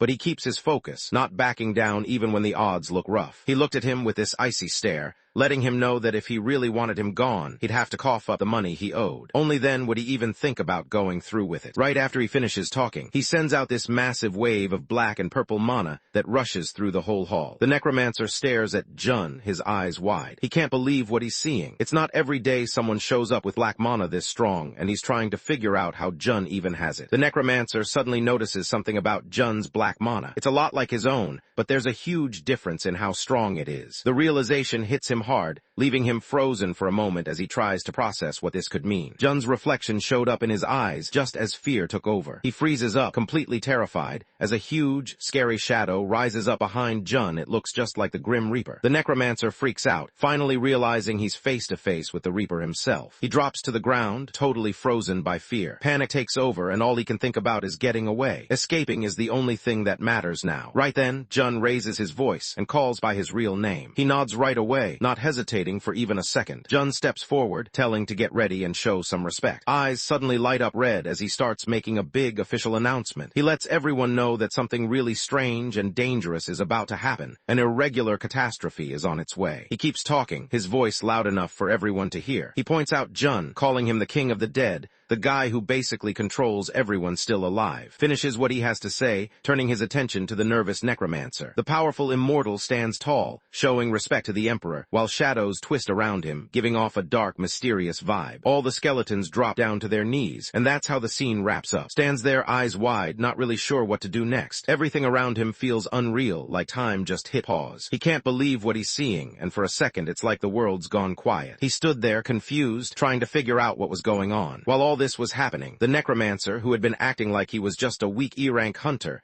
dropped to his knees in front of Jun. He looked desperate, bowing his head low and asking for another chance, hoping Jun would let him go. Jun stood there, shadows swirling around him. Even though he looked tough on the outside, deep down he wished he could just have a regular life like everyone else. Jun walked up to the necromancer, who was still kneeling on the ground. He crouched down in front of him, looking calm. Deep down, Jun just wanted things to be chill and low-key. He never wanted to stand out or get caught up in all this drama. He grabs the necromancer by the face and makes him look up. The guy acts like the necromancer's whole wish for a peaceful life is some big, noble thing, but you can tell he's not buying it. Right then, Jun's eyes lit up bright red, showing off a weird symbol. The terrified necromancer caught the whole thing in his own reflection, frozen in place. Also known as, notices right away when his master's demonic eye turns on. He can tell something's up just by the change in his master's look. It's not the kind of thing you see every day, and knows this means serious business. Lets them know that this is a serious illusion trick. Anyone who locks eyes with his master ends up trapped in a nightmare that feels way too real. Points out that if his master is way stronger than someone else, things get a lot worse for that person. The necromancer totally loses it as his mind gets hit with nightmare images, creepy monsters everywhere, and everything just soaked in blood. The necromancer drops to the ground, out cold and shaking, stares at the scene, totally lost. He can't figure out what's going on or why this guy Jun just showed up. Jun got to his feet and stared down at the body on the ground. He thought it was kind of impressive. The necromancer had actually stayed awake longer than most people did against him. Jun looks over at his eyes narrowing. It's pretty clear he's reminding what happened to the necromancer, kind of warning him without saying much. The message hangs in the air and can tell Jun isn't messing around. Tries to back away, his hands shaking. He looks scared and can barely get the words out. Jun gave him a look that meant he needed to be careful with what he said next. Right then, moved ahead, waiting for a sign from his master that he could speak up. He wonders out loud if taking out is the only way to keep things quiet. Freezes, fear written all over his face as he realizes just how serious things have gotten. Jun just shrugs it off, acting like it's no big deal. He lets everyone know he's already put a spell on the guy to keep him in check. After hearing the news, Sue thinks it's time to stop messing around and just summon the demon already. He figures that's their best shot at getting out of this mess. Jun nods, ready to go along with the plan. The two of them start to get serious, knowing what they have to do next. They said that if the summoned demon doesn't do what they want, they'll take care of it themselves and figure something else out. Jun glanced down at the necromancer's body sprawled on the floor, taking in the scene. He tells the skeletons, who are still kneeling, to get the demon to show up. The skeletons got up right away, grabbed the necromancer's body, and hauled it over to the altar. One of them lifted its sword and drove it down, making the necromancer the 10th offering. Blood sprayed out across the altar as stared, his hand clamped over his mouth, frozen by what he just saw. As the last candle on the altar flickered to life, a huge wave of dark energy burst out from the center. Gu takes a step back as a massive, winged demon that looks like a gargoyle shakes on top of the altar. Jun checked out the creature that just showed up. He thought it made a pretty strong entrance. Meanwhile, the summoned demon couldn't get that one day out of his head, even after all these years. He still remembered standing there, watching his own kind get wiped out right in front of him. No matter how much time passed, that memory never faded. He remembers how the few people who survived had no choice but to split up and go their separate ways. After that big fight where he lost his powers, he ended up weak and on the run, moving from one strange world to another. Even though it was tough, the thing that kept him going was his need to get back at those who'd ruined everything. Finally senses his strength coming back. He's pretty sure he's managed to get a bit of his old power back and show up in this weird new place, ready to see what's waiting for him. The demon let out a roar that shook the whole place. He wanted to know who had called him and who was bold enough to try making a deal with the guardian of hell and one of the 72 demons. Looks around and realizes this new place has everything he needs. It's the perfect spot for him to get his strength back and figure figure out how he's going to get payback. With that in mind, he decides he's in and goes along with the plan. King Jun stared at the demon. After a moment, something clicked. He finally recognized who was. Pauses, looking a bit lost. The voice rings a bell, but he can't quite place where he's heard it before. Jun smiled, looking over at him, and wondered if he'd actually been the one who took off first back then. Spots Jun and suddenly freezes, his face going pale as he stares at him. He starts questioning to himself if this could really be the immortal he's heard about. Jun just looks at him, kind of amused, and thinks to himself how, if you stick around long enough, you eventually run into everyone again. He finds it kind of funny that their paths would cross in a place like this. It had been a while since they'd last seen each other, and honestly he was kind of glad to run into him again. Looked scared, trying to figure out what Jun was even doing in a place like this. The area was empty, nothing worth seeing, and it seemed pointless to be here. But Jun just let him know this was where he came from, his old home, even if it didn't look like much. Right away, tried to act all positive, saying how awesome this dimension was. But deep down, he was freaking out, thinking he was basically done for. Last time, he at least had a shot at escaping, but now things felt way more hopeless. Thinks back to when all 72 demons were together. But even then, they got completely wiped out. Now, looking at himself, he knows he doesn't stand a chance against the immortal by himself. Looks around and realizes this might be his only shot to get out. With Jun busy and not paying attention, starts planning his move, ready to slip away when the moment is right. He keeps telling himself that one day, he'll get all his lost brothers back together and get payback. There's no way this is how things end for him. Freaks out right away and starts pleading for his life, using Jun's big scary title. But Jun's not having any of that and just tells him to cut it out and talk like a regular person. Doesn't waste any time and just keeps begging, desperate to stay alive. He insists he got pulled into all this because of the summoning ritual and never planned to mess with Jun's home. He keeps pleading, promising he'll vanish for good and go somewhere far away where no one will ever find him. All he wants now is to be left alone, hoping he can just live out the rest of his days quietly, away from everyone. Jun listens for a moment, then nods like he gets what's going on. Just stares at him, totally lost and not sure what Jun means. Jun reminded everyone that he'd already agreed to go. He glanced over at, hinting that maybe something good was waiting for them back in Seoul. With that in mind, he figured they should just wrap things up here and head home. Feels pumped and grateful as he thinks about everything the great immortal has done for him. He can't help but appreciate how much he's been given, and it shows in the way he stands there, almost in awe, just taking it all in. As Jun started to walk away, something from the 365-day parenting guide popped into his head. It talked about how having pets can really help kids grow emotionally. The thought stuck with him as he headed out. People who grow up with pets usually end up smarter and understand others better. Started to step back, looking like he was about to leave. But just as he was turning away, Jun stopped him and told him to hang on for a second. Stops right where he is, tense and uneasy, trying to figure out what the guy is after. Jun stared at the guy for a second, then just told him to bark like it was no big deal. Just stands there not really sure what to think. He can't believe what he's hearing. Jun doesn't back down, just tells him again to bark like he expects to actually go along with it. Is left trying to process what's going on, looking pretty lost. Watches his hands clench tight. He's ticked off, his mind racing with questions about why the immortal would treat him like this. All he can do is stare, frustration building inside him. The demon stands there, shaking with embarrassment. He wonders why the immortal would do something so embarrassing to him. Jun stared at him, his eyes cold and unreadable. He didn't say much, just made it clear that he expected more. The message was simple. Step it up. In the end, can't hold it in any longer and lets out a loud bark. Deep down, he tells himself that he'll always remember how embarrassed he felt today. Jun noticed how well was handling things, almost impressed. Still a bit embarrassed from earlier, just took it in stride, acting like he didn't mind the attention. Jun explained that he wasn't trying to compliment anyone. He actually meant it. He really did look like a real dog. Couldn't help but laugh, nodding along. He thought it was wild just how much Jun could pull off that dog look. Can hardly believe what's happened to him. Deep down, he's mad, really mad, about how things have turned out. He used to be one of the 72 demons in charge of the whole demon world, someone everyone respected and feared. Now, just thinking about where he is now compared to back then makes his blood boil. Jun let know he made it. Then he turned to him and wanted to see if could change his form. Stands there, unsure what to do next. He looks around, trying to figure out what everyone expects from him. He doesn't know what he's supposed to turn into, and it shows on his face.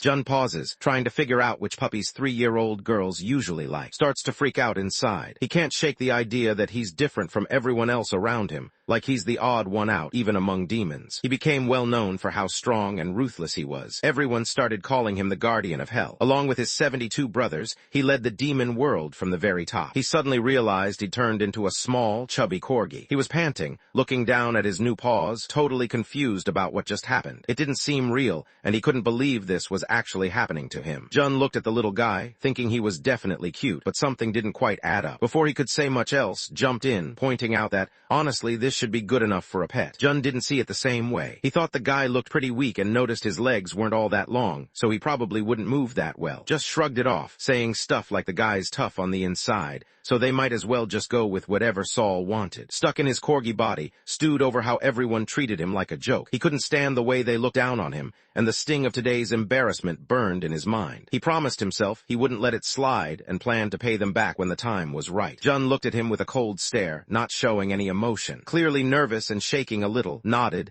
and did what Jun wanted without arguing. Changed shape and turned into a small, fluffy white Pomeranian. Jun didn't look impressed and asked to see another form. Shifted again, this time becoming a long-haired dog. Still, Jun wanted to see what else could do and asked for the next transformation. Jun turns into a dachshund, looking even more annoyed than before. Not wasting any time, he signals to move on and check out the next person. Shifts back into his corgi shape, and Jun looks at him, trying to figure out if something's up. Looks confused, not sure who Jun is talking about. It takes him a second to realize Jun actually means him. The idea throws off. He can't believe Jun would really say that to him. King Jun narrowed his eyes, sizing things up before signaling for the next form to be brought in. Quickly changes shape, shrinking down until he's just a small Doberman. Jun's eyes go wide when he sees it, and a big grin spreads across his face. He looks impressed, clearly thinking it's pretty cool. He says this one's his favorite so far, then bends down and gives the Doberman a pat on the head. Trapped in the dog's body, gets annoyed. He doesn't like being treated like some regular pet, especially since he's actually one of the top demons from the underworld. Jun keeps running his hand over the dog's fur, not really thinking about anything else. The dog seems to relax a little more with each gentle stroke, almost like he's starting to trust Jun. Notices how good the touch feels, and for a second he just wants to wag his tail. Dal Su looked at the idea and thought it nailed what both Jun and Seoul liked. Jun was always into stuff that gave off a strong, powerful vibe,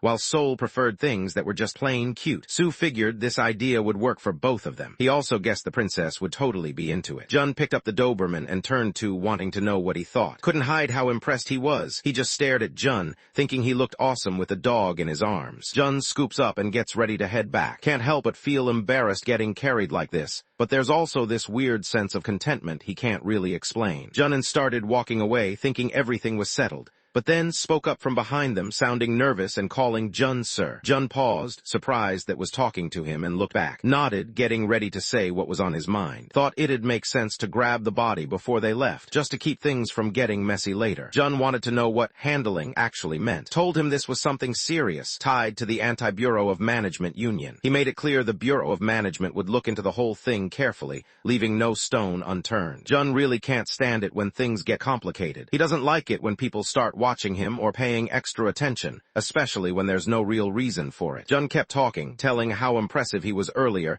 and that he'd actually saved his life. Deep down, Jun didn't really see himself as a hunter. Meanwhile, just looked confused, not sure what Jun meant. Acts like he doesn't get what Jun is talking about. Jun puts a hand on shoulder and tells him he was talking about how stepped up and took out this villain in one hit. Looks surprised, almost like he can't believe he actually did it. Jun glances over at, noticing how lost he looks, almost like someone trying to solve math problems way too hard for class. Jun just lets him know that things haven't been easy lately. Wipes the sweat from his forehead, looking nervous. He tries to play it cool, saying he only did what he thought was right. Jun gave a quick pat on the shoulder. He thought straightforward attitude was pretty cool, and it showed in the way he looked at him. Jun signals that it's time to move out. Right then, a bright blue portal appears on the altar, which is still marked with streaks of blood. Jun carried Weil and followed close behind, as they all stepped through the portal together. Stood just outside the gate, chatting with a guy from the Bureau of Management. The official seemed pretty relieved, saying this whole thing came out of nowhere, but at least nobody got badly hurt and everyone made it back. The official let know that the body had been identified. It turned out to be a killer from the Anti-Bureau of the Management Union, someone who'd actually been on the wanted list. The guy from the Gates Special Investigations Division let know they were putting together a team to dig deeper into everything that happened. He also mentioned they'd be needing more info from himself, so they'd ask him to talk again soon. Wasn't thrilled about it, but he nodded and went along with their plan. The official explains that when the investigation wraps up, everyone will hear about what happened on the news. Looks uneasy, stuck on that thought, unsure if the story will actually make it out to the public. Watches as the paramedics load the body onto a stretcher, wrapped up and still. He can't help but think about how close they all came to ending up just like that. If Mr. June hadn't stepped in, it probably would have been them getting carried away instead. The official quickly steers the conversation in a different direction and asks Mr. about having a second awakening lately. Looks puzzled, not really sure what the official means. The official points out that the report clearly says, took out the hunter from the Anti-Bureau of Management Union all by himself. Shifts in his seat, his nerves showing as he tries to play it cool. He tells himself he just got lucky, hoping no one sees how uneasy he actually feels. The official tells that being too humble isn't always a good thing. Then he drops some news. The guy took down actually had a price on his head. Hearing the word bounty catches off guard, and he doesn't really know what to make of it. The official lets everyone know just how serious things are. The price on his head was way up in the hundreds of millions. With numbers like that, it's pretty clear he's a big deal, and the Bureau of Management probably has some kind of reward lined up for him. The official kept hyping up, saying he'd probably get calls from all the big guilds soon. Once the news got out, was going to be famous. Everyone would know his name just like that. The official couldn't help but picture what the news would say about the national hero and a rookie with a C rank. People would probably talk about how this rookie took down an A rank killer with just one hit. The official wondered if could already see those headlines in his head too. Realizes things are starting to spiral, and he's not sure what to do next. Even so, he can't deny that Jun really came through for him and basically saved him when it mattered most. Jun and stopped by a food truck, checking out what was on offer. Looked like he'd just bitten into a fireball. He started panting and waved his hand in front of his mouth, clearly not expecting the food to be this spicy. Jun just watched while tried to cool down, probably wondering how something could burn this much. Jun could tell was struggling with the food and let him know it was okay to stop. Just sat there, barely able to taste anything, his tongue totally numb. Off in the distance, kept an eye on the two of them, trying to figure out who this new guy really was. Kept eating, barely able to slow down, like his hands just moved on their own. The food was unbelievably good, almost too good to be normal. Even though everything around him felt heavy and rough, he just couldn't stop. Across the room, watched Jun and couldn't help but wonder how Jun managed to take down a top-level opponent so easily, without even breaking a sweat. Jun held who looked like a big Doberman in his arms. He turned to, wanting to know who made the food. Just shook his head, pretending he had nothing to do with it. Meanwhile, couldn't help but remember how the boss monster had begged to be spared earlier, looking pretty desperate and weak. Couldn't figure out why a guy like Jun would bother pretending to be a porter. It didn't make sense to him. While was lost in thought, Jun started talking to about food, saying they should go for spicy stir-fried chicken noodles next time since they taste way better than. Started to wonder if Jun was actually hiding from the Bureau of Management, maybe even running from something big. But then he shook off the idea. If Jun really was some dangerous criminal, he probably would taken out by now. Can't help but get hyped, thinking there might be food out there even tastier than this crazy meal. The idea alone is enough to make him look forward to what's next. Meanwhile, sizes up Jun and figures the guy must be at least S-rank. Tries to figure out who this guy really is, but he just can't pin it down. He knew he had to become that person's student, no matter what. It was the only way to level up and finally get his hands on the elixir. Later on, walks up to Jun and he hands Jun an envelope full of cash. Jun looks a bit unsure, thinking the amount seems like more than expected. Just nods, letting him know that even though it's more than he said he'd give, Jun did save his life. Jun takes the money, thinking about how he'll put it to good use. He figures that if they ever run into each other again, maybe he'll find a way to pay it back. As he and start to head out, suddenly calls out, wanting them to wait. He doesn't want to just let them go after everything, so he asks if he can at least treat Jun to a meal. Jun didn't go for it. He said his family was waiting, so maybe next time. Started getting anxious. He really didn't want to miss his shot, so he quickly called out to Jun's boss. He really wanted just a little more time, maybe a glass of soju, or even just an hour. Honestly, even half an hour would have been enough for him. Jun suddenly freezes, caught off guard by what just happened. His friend couldn't believe what he just heard and looked at him, eyebrows raised. Right then, a bottle of soju popped up in the background, all shiny and kind of tempting. Still unsure, nodded slowly, trying to explain that, yeah, he really did mean soju. Jun looked at the bottle and realized it really was soju, just like he remembered. He couldn't help but think, wow, Earth actually has soju. Back when he was emperor over all of, he'd tasted every well-known drink out there, but not a single one could beat the taste of soju. Even Even with all that power and all those choices, nothing else really compared. He remembered how he'd spent years trying to make it again. He realized this was way over his head. Back in the present, Jun nodded and went along with Saidia. He let him know they'd have a glass of soju together, settling into the moment. Everyone headed over to the grandma's hangover soup place. Inside, Jun tipped back a shot of soju, letting out a quiet breath. It had been a while since he'd tasted it, and he realized just how much he'd missed that familiar flavor. Across the table, dug into his like he hadn't eaten all day. He thought it was legit, super hot, tasty, and packed with spice that hit him hard, almost like jumping into a volcano. While he ate, his mind randomly drifted off, wondering when a vampire lord last had a taste of blood. Kept eating, really into the food, acting like it was the best thing he'd ever tasted. Watched him and the others, kind of amused, thinking they were going overboard, like they hadn't had soju or hangover soup in forever. He wondered if maybe he should get another round for them. Jun and both nodded right away, not even hesitating, and it made realize those two must have had a really rough time. Pulled out his phone and contacted the restaurant owner. He let her know he wanted another bottle of soju and an extra bowl of. Looked at the elderly woman and just called her old woman, not bothering with her name. He told her he was grateful for everything she'd done, but deep down, he just couldn't figure out why she'd put something else ahead of her own well-being. He really wanted her to slow down and look after herself. When she heard him say this, she stared at him, completely surprised. She looked over at him, wondering if they'd met before. Then, almost like she'd caught on to what he was thinking, she told him straight up that if he was trying to hit on her, he should knock it off and just focus on his food. Dahl felt a little protective and tried to reassure her. As he stared at the bowl of red soup, he promised himself he wouldn't leave a drop behind. To him, this meal was the result of all the effort she'd put in, and he didn't want any of it to go to waste. Meanwhile, the lady just looked at him, confused about what was going on in his head. Kept thinking about it. To him, the way she just gave her own blood to help make the dish, and then acted like it was no big deal, made her seem like a real saint. Glanced over at and caught him looking pretty emotional. He wondered if was actually tearing up, and it made him think that must gone through some rough stuff. While Jun was busy scarfing down his food and chugging his drink, he glanced over at. He noticed hadn't touched his meal yet and seemed curious about it. Took his time with his food, not rushing like everyone else. When his name was said wrong, he calmly pointed it out and let them know his real name was. Listened as Jun explained that he didn't want to be called Sir. Jun just wanted to use his name and was cool with that. After all that went down, looked at Jun and asked if he could be his student. Jun couldn't believe what he just heard. He just stared for a second, then shut the idea down right away, not even thinking twice about it. Looked let down, but it was clear he'd seen this coming. He already figured things would turn out this way. He started talking about how he was an F-rank hunter, like it was just another fact about himself. Jun cut him off just as he picked up his soup bowl. He said he couldn't really handle sad stories, but was willing to hear one if it counted as the price for dinner. Looked up, caught off guard, and wondered if Jun was actually being for real. Talked about why he kept hunting. With his sister's school fees, all the stuff they needed at home, and his mom's hospital bills piling up, he just couldn't find another job that paid enough to cover everything. Quitting wasn't really an option. He had to keep going, no matter what. He explained that if he wanted to help his mom get better, he'd have to find a special healing remedy called the elixir. Hearing this, Jun was caught off guard. The name stuck in his head, and he couldn't help but wonder what the elixir really was. He figured that if he was serious about what was on his mind, there had to be 12 bottles of it stashed away in the Imperial treasury over in. Kept talking about his dream, even though he knew it was pretty far-fetched. Still, he believed that with the elixir, anyone could decide their own worth. He mentioned that the elixir is super rare, worth so much that people pay ridiculous amounts for it, sometimes even in the hundreds of billions. But honestly, it's not even about the money. You can't just buy it no matter how much cash you have. While he was explaining all that, Jun, who was sipping his soup, suddenly started choking. Jun started coughing hard, glancing over at, who didn't even seem to notice and just kept eating. In his head, Jun was annoyed at himself for not bringing a drink. He knew always had random stuff crammed in his bag,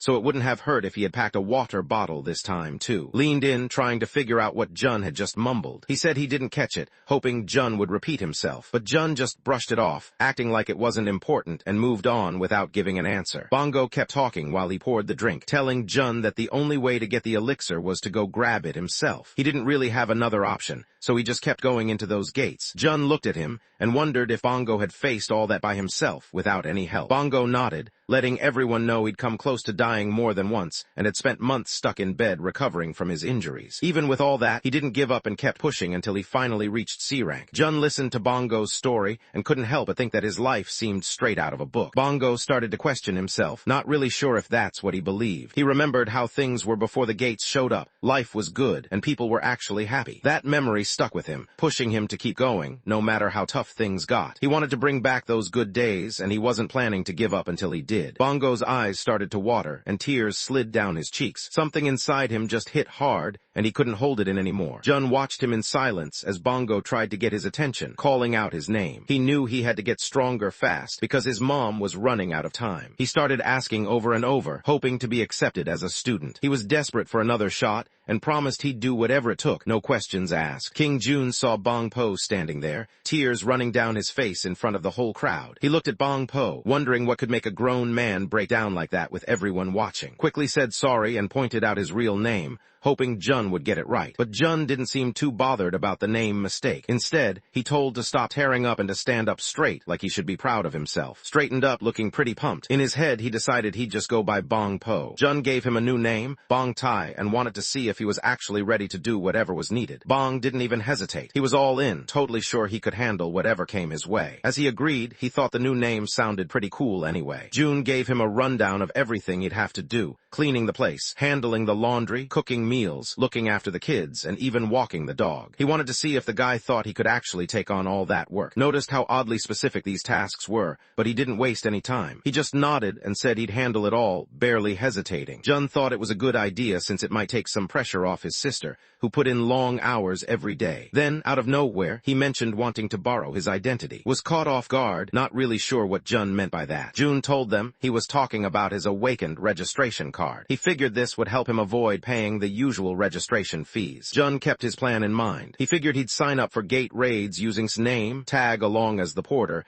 and take care of the monsters by himself. That way, he wouldn't have to stress about money. He kept telling himself that even if he beat the toughest gates, he could still stay out of the spotlight and skip all the attention that came with it. He finished thinking that maybe Bong Pal would end up being the one to get famous instead of him. Still, he turned to Bong again, wanting to know if he really believed he could pull it off. Later on, outside, was hanging out in his Doberman form when two women walked up to him. One of them couldn't help but gush about how cute he looked, and the other started looking around, curious about where his owner might be. Looked at them, annoyed and pretty ticked off. He couldn't believe they had the nerve to treat him like some random dog, acting like they had no clue who he really was. One of the people nearby mentioned wanting to pet him, while someone else talked about whether Dobermans were supposed to be scary or not. The first girl said he looked pretty cute, then leaned down, hoping she could pet him. He wasn't having any of it and deep down just wished they would back off already. Even though was clearly annoyed, the woman just went ahead and started petting him. She seemed pretty surprised by how soft his fur was, and someone else pointed out how much actually seemed to like the attention. Even though he was mad, couldn't help but wag his tail, which just made him feel even more embarrassed. The woman reached into her bag and pulled out a bone-shaped treat. She told him it was actually for her puppy back at home, but she handed it over to him instead. After the women left, sat by himself. He stared at the treat on the table, not even tempted by it. To him, it looked like junk, nothing worth having. He figured he should at least try it, since the humans had given it to him as a gift. The second he tasted it, his eyes went wide. Looking like a Doberman, started racing around in circles. He was pumped, his energy almost crackling in the air, the kind of vibe that made it clear he was thinking about some wild, crazy fun, something he'd never experienced before. He called it the thrill of breaking things and letting loose. Off to the side, Jun stood with, both of them watching with confusion, not really sure what he was up to or why he seemed so hyped. Jun watched who had turned into a Doberman just chilling and chewing on a bone. Looking at being so into it, Jun felt a bit more at ease. He figured everything was fine, so he let keep doing his thing without stressing out about it. Later on, ended up knocked out cold on the restaurant table. Jun just shook his head,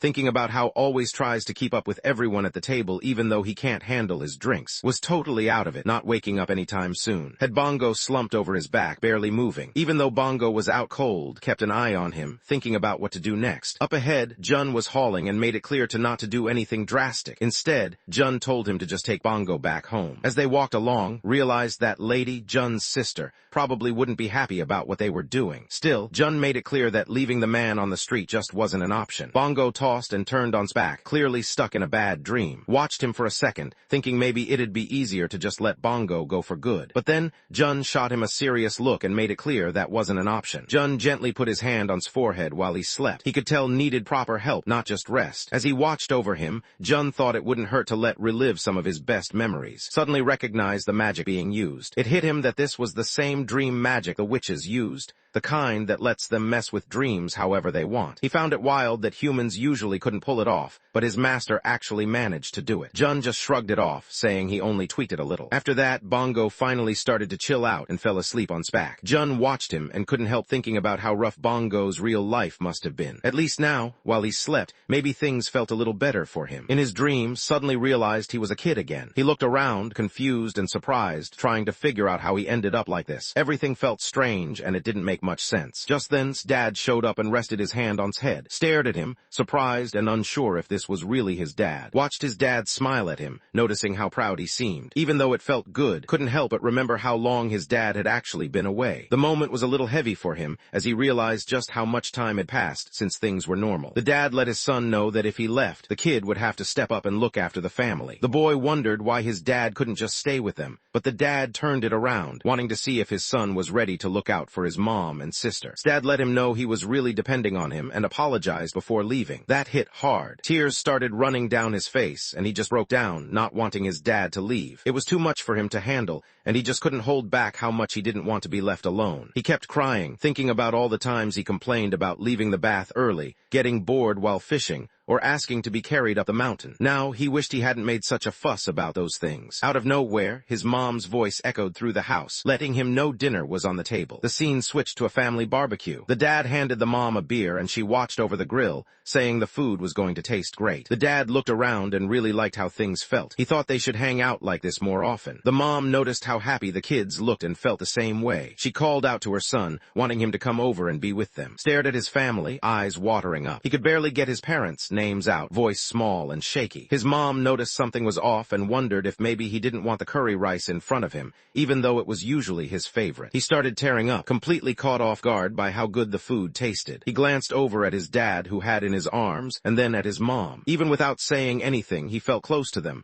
hoping they could sense how much he cared. The scene shifted, showing Bongo as an adult, sitting alone in his dream. He looked serious, clearly set on making sure everyone around him could relax. In his mind, he promised himself he'd earn their trust, no matter what it took. He grinned to himself, thinking he was finally the man of the house now, ready to handle whatever came his way. He glanced at an old memory of his family when everything used to be good. Deep down, he missed those days and hoped things could go back to how they were. Slowly opened his eyes that morning, his head still heavy from the night before. Jun's sister was already up and calling out to him. She let him know she'd made some hangover soup, probably guessing he'd need it after whatever happened last night. He woke up suddenly, heart pounding from the surprise. In the background was tossing around the idea of just letting him sleep for good, acting like that's what he wanted anyway. But Jun didn't get why was so hung up on getting rid of the guy. Instead, Jun said to wait until everyone was up so they could eat together. Called out to Bongo again, making him sit up. He looked pretty confused, still trying to find the right words. After a little while, he managed to stand up, moving slow and unsteady. He held his head, mumbling about the pain pounding in his skull. Across the room, Jun sat on the floor with his daughter in his arms. He looked at her with a soft smile, checking in to see if she'd eaten and if the food was any good. His little girl nodded back, letting him know she already ate and liked it, her answer simple and honest like always. Stared at what was happening, totally confused and out of it. For a second, he honestly thought he might still be dreaming. He had no idea where he was until it finally hit him. He was in Jun's house. That's when another question popped into his head. Who was that kid he was looking at? Jun gently held his daughter, Saul, in his arms and started playing peekaboo with her. He couldn't help but think about who she might take after to be this adorable. Saul burst into giggles, reaching out for her dad, her face lighting up every time she saw him. Jun watched her and couldn't help but feel proud. He thought she was really smart, and seeing how great she was reminded him of her dad. Jun glanced over and saw slowly waking up on the floor. He wondered if had caught what just happened. Looked a bit lost, but after a second realized he really had seen it all. Jun felt his nerves getting. He wanted to know exactly how much had seen and what he'd noticed. Still shaking a bit,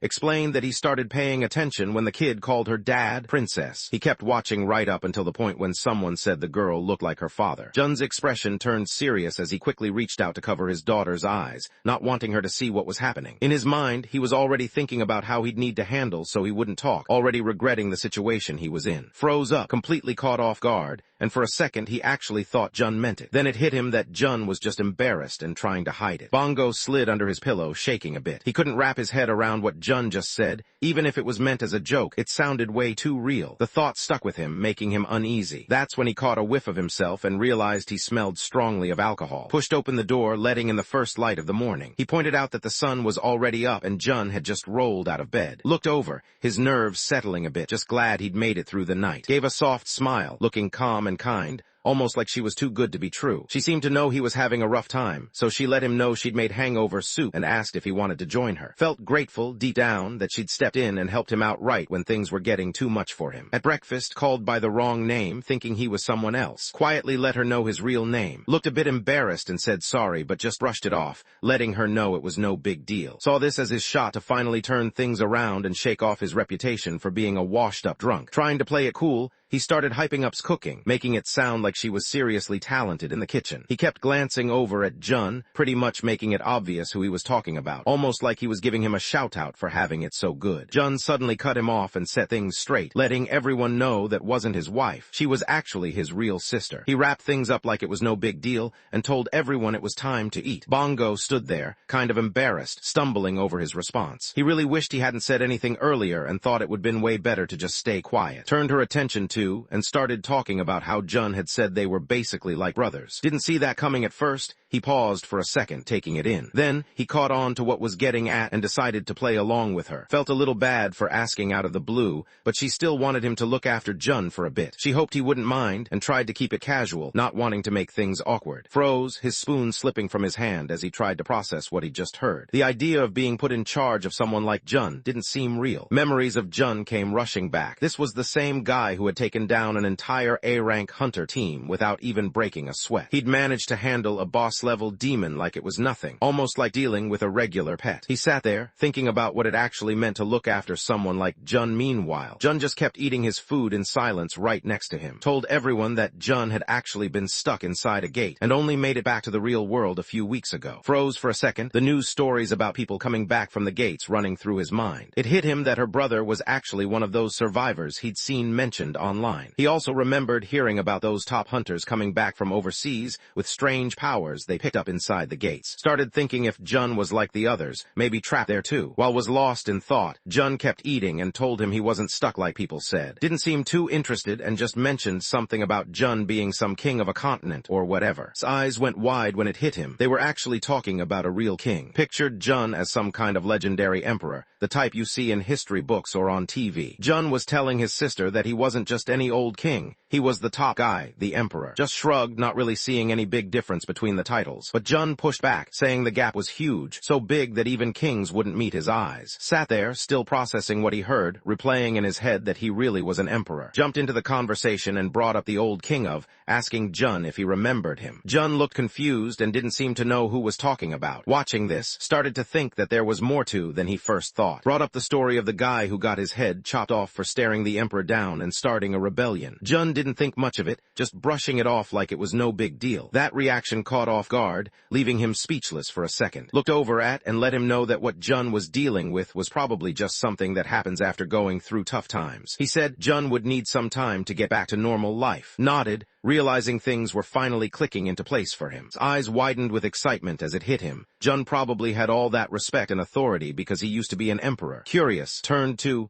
and wondered if held a role like a prime minister back then. Simply explained that during that era he was actually a strategist. Watched and tried to figure out if he really meant what he said, or if he was just saying it to fit in with everyone else. Then turned to and asked him to help Jun get used to things again, hoping he could make the transition back to everyday life a bit smoother for him. Nodded right away, looking pumped and ready to go all in. Gave him a grateful look, clearly glad to have his help. She looked over at and brought up the idea of getting a part-time job. Just stared at her, not really understanding what she meant. He'd never really heard about jobs like that before, so the whole thing seemed kind of strange to him. Lets everyone know that the grocery store across from their place needs someone to help out. Lady mentions that she brought up's name, and the owner suggested he should come in for an interview. Is really thankful to Lady, but he explains he has an important job. He needs to stay close to his master at all times. Before the conversation can go any further, Jun cuts in and shuts it down. Jun just tells to take the job, saying it's annoying to have him tagging along all the time. In his head, he figures this grocery store gig will help get used to how things work on Earth, especially after all the weird stuff has done before. Even though the pay isn't great, Jun knows they could use the extra cash. Pushes back, not letting his master forget what he promised about building a legendary empire on Earth. Jun nods, remembering the promise he made. He knows he can't just jump in and get it done, though. To actually pull it off, he needs to really get how things work in this world and what people here go through every day. He makes it clear he's not telling the guy to ditch his job as a strategist. Instead, he's putting his trust in him and handing over everything that has to do with starting their new nation. Catches on that his master is actually seeing how loyal he is. Without hesitating, drops to his knees and bows down, showing just how serious he is about proving himself. He got down on his knees, desperate for his master to end things for him right then and there. Jun watched, clearly irritated by the whole scene and just wanted the guy to chill out. Kept talking, looking pretty serious as he admitted he never really got what his master wanted. He seemed pretty down about it, almost embarrassed, like he didn't even deserve to look at his master. Meanwhile, Jun just shrugged it off, not looking too bothered by the whole thing. Made up his mind to go all in on the investigation, like he wouldn't stop until he was totally worn out. Jun let know that was heading out for the interview,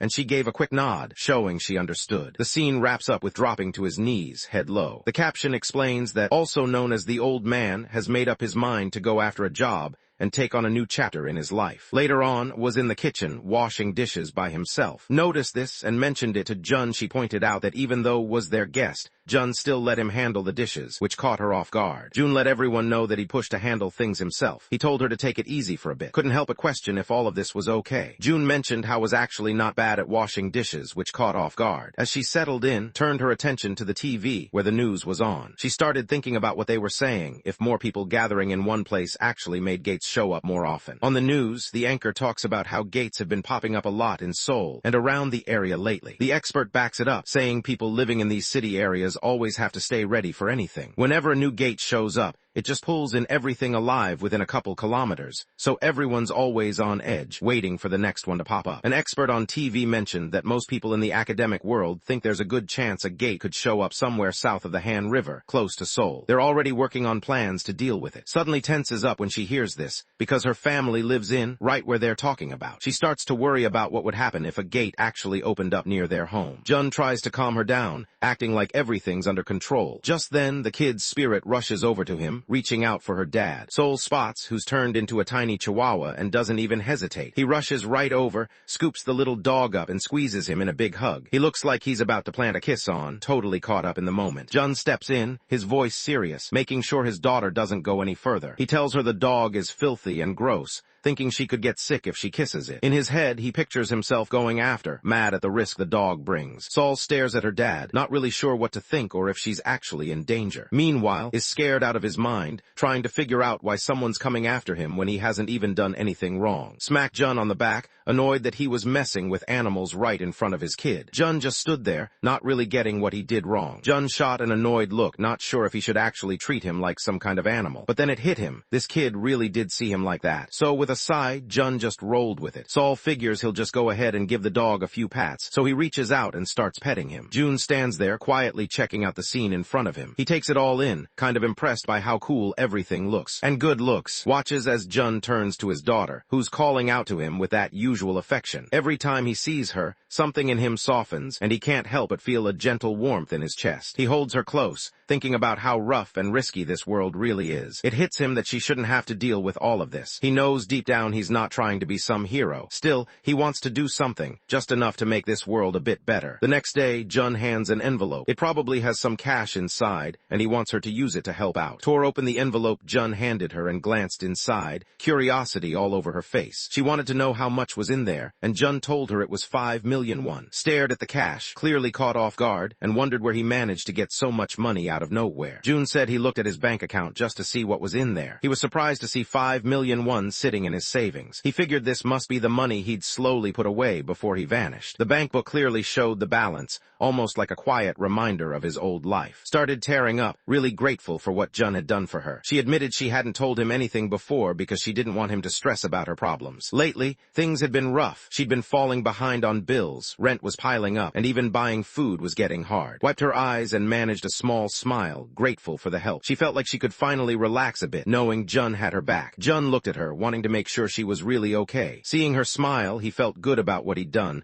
surprised that just giving a little help could make such a difference for someone. Told him she'd make dinner and asked if he had any cravings. He just shrugged it off and said he was good with whatever she decided to cook. Noticed how straightforward Jun was. She brought up the idea of heading to the mart together for groceries and mentioned they could grab some food along the way. She even suggested taking Seoul to a kids' cafe or the playground. But Jun turned her down in a calm way, saying he just wanted to stay home and take it easy since he really needed a break. Jun figured that if everyone headed to the mark as a group, Lord might actually appreciate it. Plus, with the Lord around, and Saul would be a lot safer if something went wrong. Hearing that, decided she'd just stick with the old man for now. June decided he'd head out and just told him to take it easy and do whatever he wanted. As watched him go, a small smile crept onto his face. Right then, everything felt just right. June couldn't stop thinking about where he was headed. He was pumped, knowing he was finally going to check out the spot he'd always wanted to visit ever since he first saw it. When he got to the campus comic cafe, he started wondering if a new volume of Hunter x Hunter had come out while he was gone. It had been forever since he last read it, and he couldn't help but think that, after all this time, he might finally get to catch up on the story. At the big supermarket, got excited when he spotted another free food sample. He hurried over to Lady, who was pushing a shopping cart with Saul sitting inside. Couldn't wait to let her know about his find. He couldn't believe there was a spot where you could just eat as much as you wanted without spending a cent. To him, the free sample corner felt like the best thing ever. Almost too good to be real, like he'd just leveled up in real life. Watched a little embarrassed while handed Saul some food to try. Saul looked pretty happy with it, clearly enjoying the taste. Started singing, clearly in a good mood,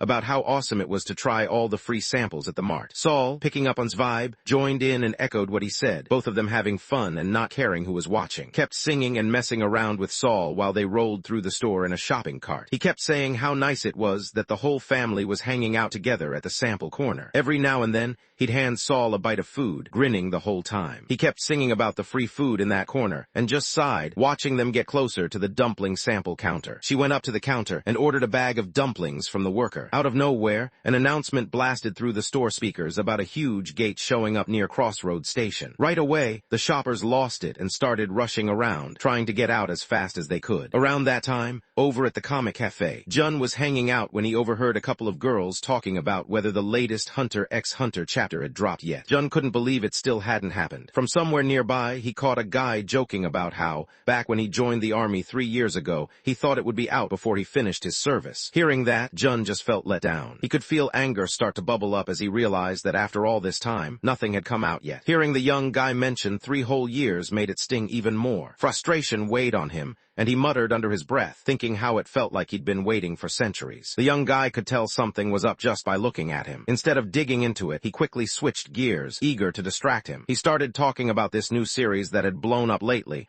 so popular that they even dropped a special limited edition. Jun glanced at the guy handed him. The cover had big letters, the weakest, SSS rank Hunter. He almost laughed. The whole thing just reminded him of one of stories, something over the top and hard to believe. While flipping through the pages, he realized the main character was just as weak as Bongo and had a tough home life too. He figured the story was probably about getting stronger, so it didn't actually seem so bad after all. He paused when he reached the fight scene, surprised to see the Ninth Circle Necromancer go down without much of a struggle. He hadn't pictured that happening, and started to wonder how things were playing out this way. He folded his arms, annoyed. The hero started out just as weak as Bongo, but there was no way someone like that could ever take down a necromancer that's strong with those moves. Jun snapped the book shut, already regretting he didn't just go to the supermarket like he'd planned. Sitting there felt pointless, and now he was just more tired than before. He tried to remember the last time he actually got a decent night's sleep, but nothing came to mind. He started getting really sleepy and realized he'd been pretty worn out these days. Figuring it was finally time to crash, he headed to bed. Still, he couldn't help but feel a bit down,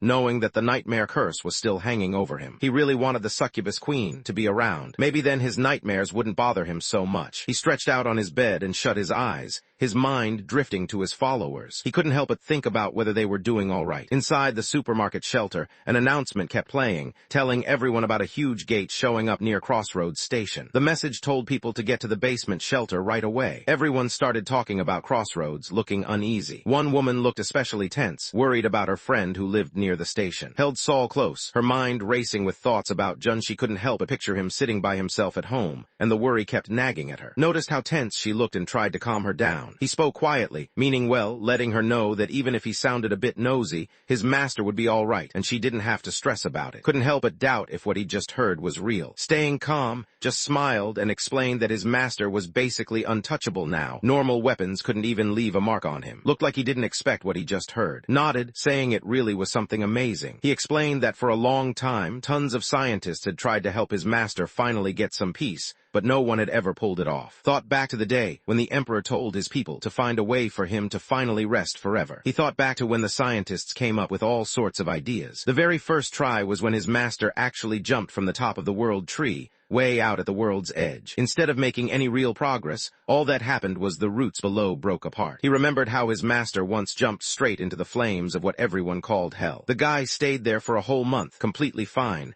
and when he finally came out, he just seemed annoyed that it had been so boring. He suddenly remembered he'd swallowed a poison that could take down a giant in just one drop. But instead of dropping dead, his body actually felt stronger, like he'd just leveled up. Wrapped up what he was saying with a laugh, pointing out how his master always comes back, no matter what happens. It made him wonder if his master was actually immortal. Rolled her eyes a bit, not really buying into this idea, but she tried to reassure herself anyway. She kept thinking that since place was nowhere near Crossroads, he should be safe. Nodded along, saying there's nothing to stress about as long as he stays home. His mind flashed back to an earlier chat with Jun. Jun had mentioned he was planning to sneak out later. He'd also told that if his sister came looking, should cover for him and say he was at home. On top of that, Jun had teased him, saying there'd be consequences if spilled the beans. Remembering that, started to get nervous, convincing himself that Jun was definitely home and safe. Somewhere else, a woman caught the news about the gate getting labeled as a disaster rank. Around her, a few people tried to figure out what that actually meant, looking a little confused. Someone in the group pointed out that disaster rank is actually the top threat level, even higher than danger or catastrophe. Hearing this, everyone started to understand just how bad things were. Someone else mentioned that the office had already sent a bunch of hunters to try and handle it, and a few people around the room quietly hoped things wouldn't get any worse. She told him that a disaster-level gate was powerful enough to destroy a whole country. It reminded him of what happened 3 years back, when a massive dragon showed up and tore through a city, leaving nothing but chaos behind. Inside the shelter, held the frightened Soul close, doing her best to help her feel safe. Even though she kept telling the girl things would turn out all right, was struggling to keep her own nerves in check. She tried to look calm on the outside, but deep down, she was just as anxious. Jun woke up flat on his back in a place he'd never seen before, with snow all around him. The cold bit through his clothes, making him shiver. He just stared at the white sky, confused, trying to figure out if he was even awake. Everything felt off, like the kind of dream that makes you want to wake up, but he couldn't shake the feeling that this was all way too real. Out of nowhere, a blue system window popped up right in front of him, letting him know he just stepped into something called the Sanctuary, a dimensional gate. He suddenly noticed he was actually inside a gate,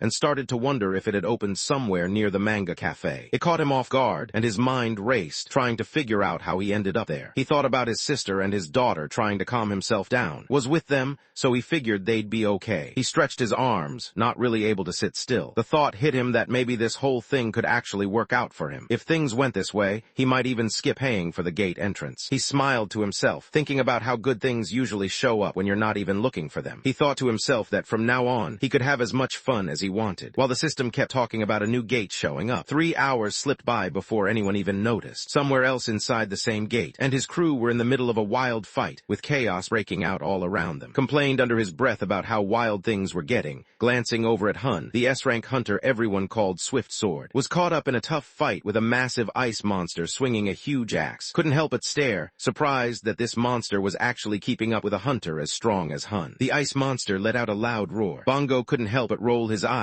kind of impressed but also a little annoyed at how S-rank hunters did things. You could see the toll the fight had taken on everyone, faces tired, clothes torn, some of them barely standing. One of the women looked around, realizing they all would have been done for if the S-rank hunter hadn't been there. Some people started looking around, trying to figure out how many of them were still alive after everything that just happened. Just stood there, head down, feeling useless, thinking there was no way someone like him could make a difference in a battle like this. Hoon finally took down the ice monster. He looked completely worn out, barely holding himself up with his sword. Even with all that effort, he could see tons of monsters still out there, just waiting for their next move. Grew more nervous as he thought about whether they'd be able to take on the boss of this gate, especially now that everyone was totally wiped out. Couldn't stop thinking about what might happen if they messed up. The memory of what went down 3 years ago still stuck with him. A disaster he never really got over. The thought of going through something like that again made his stomach twist. Out of nowhere, every ice giant monster still standing just dropped to the ground at the same time. Froze for a second, staring at the fallen monsters. He couldn't figure out how they all went down together,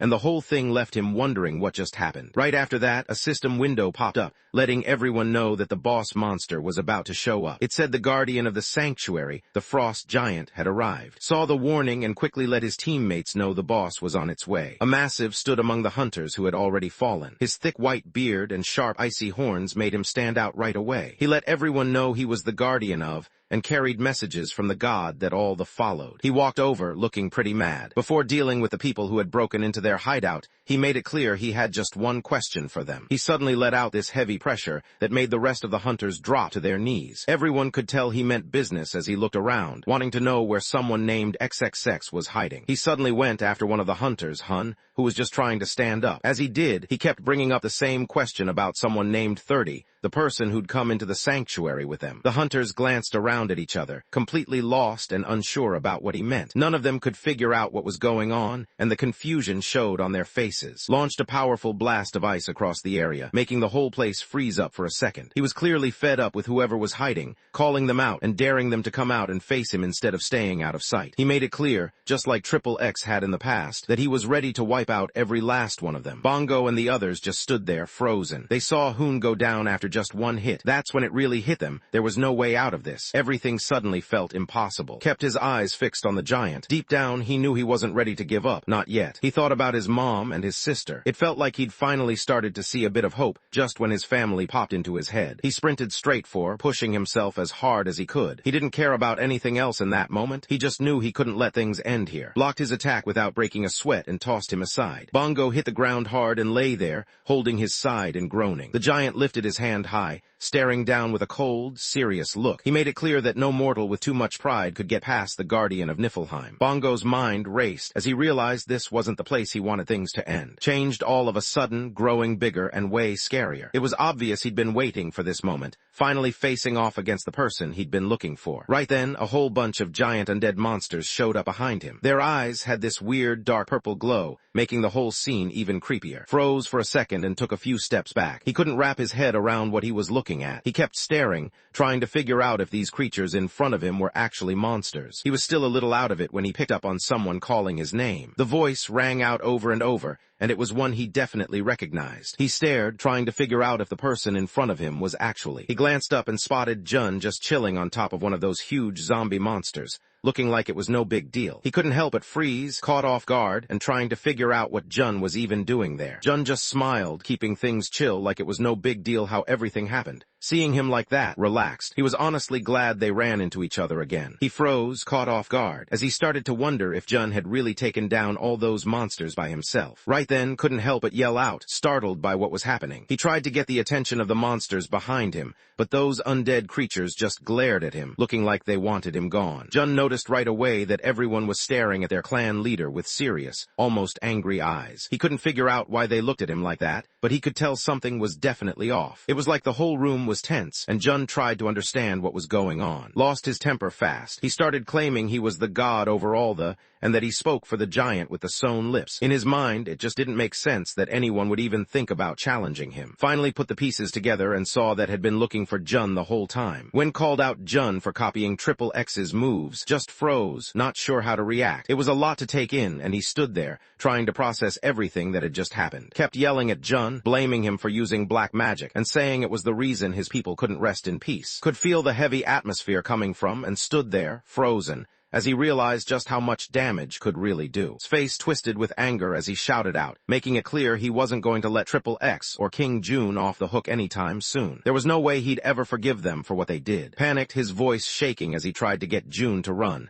He remembered what happened before. This monster took down a top-ranked hunter like it was nothing. Knew things were serious, and the fear in his eyes said it all. He just wanted June to get out before it was too late. Jun just stands there, not bothered by the snow swirling all around him. He actually likes it and doesn't see any reason to leave when he could just stay and enjoy the moment. On the other hand, can't believe what he's seeing. Jun strolls toward, looking calm and sure of himself. He moves past his army of huge undead giants, the ones he brought to life earlier. The giants stand there, silent and towering, making the whole scene feel tense. Looks at Jun, clearly not expecting him to recognize him. Jun doesn't really like being called out like that, but he's actually more surprised that even knows who he is. Jun spots the title, XXX, and that's all he needs to figure out who the giant really is. Nods to himself, recognizing Jun right away. He can't help but be surprised that anyone wouldn't know who Jun is. He lets it slip that the god every monster looks up to, even that huge one with its mouth sewn shut, is keeping an eye on him. Bongo stands there, his whole body shaking as he watches what's happening. Even though he knows it's Jun in front of him, he can't help but see him as something way beyond normal, almost like he's looking at a god. Isn't finished yet. He points out that there's more going on. Every divine realm has their eyes on him now. After all, he's the one who picked up the title of XXX. June thinks back, trying to remember when all of this even began. Jun remembers all the times he's seen these so-called unbeatable guys and self-proclaimed kings act tough, only to get knocked down by him in just a few hits. None of them ever lasted long. He'd been living so long it basically felt never-ending, and honestly, he was just tired of it. So, over and over, he found himself hoping there was some kind of god out there listening to him. Jun walked up to with a smirk, clearly trying to get under his skin. He threw out a challenge, acting like there was no way anyone, even a god, could beat him. Snapped, raising his voice and telling Jun to watch his words, especially since they were in front of the messenger of the giant with the sewn lips. You could see the tension rising between them, like things could blow up any second. Jun barely reacts, just shrugging off the whole thing. He lets his god know that if they ever cross paths, things won't end well for him. Jun lifts his hand, and this huge surge of dark purple energy starts forming around him. He lets the energy loose, and it rushes straight at the army of undead giants, swallowing them up. Stared, his eyes wide, trying to figure out what he was even looking at. Confused and a little freaked out, he tried to make sense of the situation, but nothing added up. Stands frozen, eyes wide as he stares at what's happening in front of him. His stomach drops, and for a second he can't even move. It's like time slows down and he just stands there, taking it all in, not sure what to do next. The undead giants started pulling themselves together, their bodies fixing up and joining into one massive creature. It looked like a nightmare, pieced together from all kinds of parts, and just kept getting bigger and scarier by the second. Jun stood in front of the strange new creature, glancing over at. He wanted to know if still believed his god could beat him now. The tension between them was obvious, and everyone could sense Jun's confidence. Just stood there, totally thrown off, trying to wrap his head around how anyone could have that kind of power. Jun wasn't backing down, pushing him again with the same question, basically daring him to believe that his so-called god could win. Couldn't take it. He let out a scream, pain written all over his face. The patchwork golem swings hard and lands a heavy punch right on, and another hunter stood back, keeping an eye on what was happening from afar. The other guy wondered if the person was actually dead, but didn't like hearing that kind of talk. He believed saying stuff like that could jinx things. As he watched, realized this whole situation looked really familiar. It reminded him of the time Jun used that spell to bring someone back to life. He was sure Jun was using the resurrection spell again. The patchwork golem doesn't let up, pounding on again and again. Tries to block the blows, but the golem's hits just keep coming, each one heavier than the last. It's getting harder for it to stay on his feet as the golem keeps swinging, not giving him a chance to catch his breath. Jun poked at it and thought it kind of felt like slime. Was caught off guard by that and echoed the thought, surprised. Jun figured by now the whole thing had probably turned into mush. June mentions how this kind of thing is usually used for little kids, helping them learn and get creative. He just took the same idea and tried it out here. He talks about how it works. First, all the ingredients get mixed together until they're even. Then, he uses magic to stir things up and make the mix thicken a little. Finally, he shapes it however he wants. He pressed down on it with both hands, working it the way you'd need bread. Jun stood in front of the giant patchwork golem, staring at the mess it had made. He turned to, wanting to know what he thought. Jun explained that he'd built this thing after seeing a similar creature before. Just stared, totally caught off guard by the whole situation. Jun stood next to, who still looked like he couldn't believe what he was seeing. Jun turned to, wanting to know what he thought, hesitated a little unsure and said it looked kind of old school. Before could say more, Jun jumped in, clearly pumped, and told he really knew his stuff. Jun went on about how the style wasn't really Renaissance or Baroque, but something totally modern with a bit of Scandinavian vibe. He even joked around, asking if had studied art or something. Jun glanced over at what was left of the looking pretty unimpressed. After hearing all that talk, It was clear the monster wasn't as tough as it made itself out to be. Most of the weak ones just talked big anyway. Stood there, honestly stunned that Jun had taken down something that scary without breaking a sweat. Jun barely reacts, acting like he wouldn't have stood a chance after a couple of hits anyway. The patchwork golem starts falling apart, breaking down into streams of purple energy. Watches, surprised, realizing that Jun really is on another level. Can't help but believe the Emperor is on a whole other level. He figures that only someone really special could wipe everything out so easily, just by moving his hand. Out of nowhere, a bright system window popped up in front of Jun. It said he'd leveled up, and a bunch of other notifications followed right after. The messages told him he'd just taken down the guardian of the sanctuary, the Frost Giant. Another window let him know the Tribe's Gate Sanctuary was about to vanish in an hour. More system windows popped up on the screen. He just unlocked a new rank, one that even the giants were scared of. His patron god, the giant with lips sewn shut, was seriously ticked off at him now. It wasn't just that god either. All the gods from the Asgard constellation looked at him with the same anger. Even so, whatever he was becoming, it was only getting stronger. Jun glanced at the windows popping up in front of him. He figured if there was an issue, they'd show up and deal with him directly anyway. Just as he was thinking that, another window appeared out of nowhere. This one was different, it said. His bound follower could finally be summoned. The window on the screen let Jun know that he could now call on his follower. Jun's eyes got wide when he realized this, almost like he couldn't believe it. The thought of actually being able to summon started to sink in. Jun reaches out his hand. He reaches out to the Queen of the, hoping she'll respond. As he does, a glowing purple summoning circle lights up in front of him. A girl with wings stepped out of the circle, catching everyone off guard. Wide-eyed and confused, turned to Jun, trying to figure out what was happening. The woman who just appeared lowers her head, looking a bit unsure, like she's trying to figure out if the guy in front of her is really the one she's supposed to follow. She starts to question if he's actually the one in charge of her. Spots her and can't help but stare. He instantly knows who she is and notices how pretty she looks. Jun, curious, wants to know how she's been lately. Runs over to Jun and wraps her arms around him, holding on tight. Tears stream down her face as she clings to him, showing just how much she cares. For her, Jun means everything, and in that moment she just needs to be close to him. She looks at him, clearly confused, trying to figure out how this could even be possible. For years, actually decades, she'd just assumed he was gone for good. Jun nodded, remembering he'd thought the same thing before everything got complicated. Looks at Jun, clearly worried. She notices something's off. His eyes don't have their usual shine, and his lips look a bit dull. She's not sure if he's okay, so she checks in on him. There's a quick note in the corner that the way she's talking about his eyes and lips sounds old-fashioned. Jun just shrugs it off and says he's all right. He tells her to move back a bit, and Arrow quickly does what he says, looking a little embarrassed as she says sorry. Got down on one knee, doing the whole respectful thing like he was supposed to. He introduced himself as the minister of the Imperial household, greeting his boss. But Jun didn't really care for all that fancy stuff and told to relax, wanting to know how everything was going. Explained that after he and the Archduke passed away, nothing really changed. Everyone just kept doing their jobs like before. He mentioned that who used to be in charge of the military stuff was now running things for him. Jun looked around and saw that everyone was okay. He told her to get up. As he watched, he started thinking about showing up on Earth with him. With all that in mind, it seemed clear to Jun that really was the best choice for the Emperor's throne. Catches herself and says sorry for being rude, then wants to know more about the Archduke who decided to go through with this old tradition where servants are buried alive with their dead ruler. Jun wonders if she's talking about, but tells her that just went grocery shopping with his sister. Doesn't really get it and looks a little lost, hoping for a better explanation. Jun just brushed it off, acting like everything was cool and didn't need to stress. He was ready to move on and talk about the rest while they headed back. Was okay with that and went along with him. Jun looked over at, grinning, proud to have him by his side. He let know he was the only one he trusted to learn from him. Felt a bit tense, his mind racing as he tried to find the right words to say back. Jun explains that he slipped out without anyone knowing, so he needs to get back before his sister shows up. He asks to handle the mess and gets ready to take off, counting down with a grin on his face. But before Jun can finish, suddenly freaks out and tries to stop him. Jun and vanish, leaving nothing but a quick sparkle in the air. Now, he's left by himself, surrounded by ice and wreckage. He glances around at the mess, thinking about how he managed to fix things before, but this time he's not so sure if he can pull it off again. Near station, cops had already set up barriers around the spot where the gate showed up. Bureau Chief Du, who looked like he held a lot of authority, wanted to check out the list of hunters picked for the first raid team. His assistant nodded and got ready to show him the info. Du, the bureau chief, stood near station at the police court. He wanted to know how many people were there, so he turned to his assistant. The assistant let him know that 20 hunters had already been sent out. The chief wanted to know if there was anyone important in the group besides Hunter. The assistant explained that,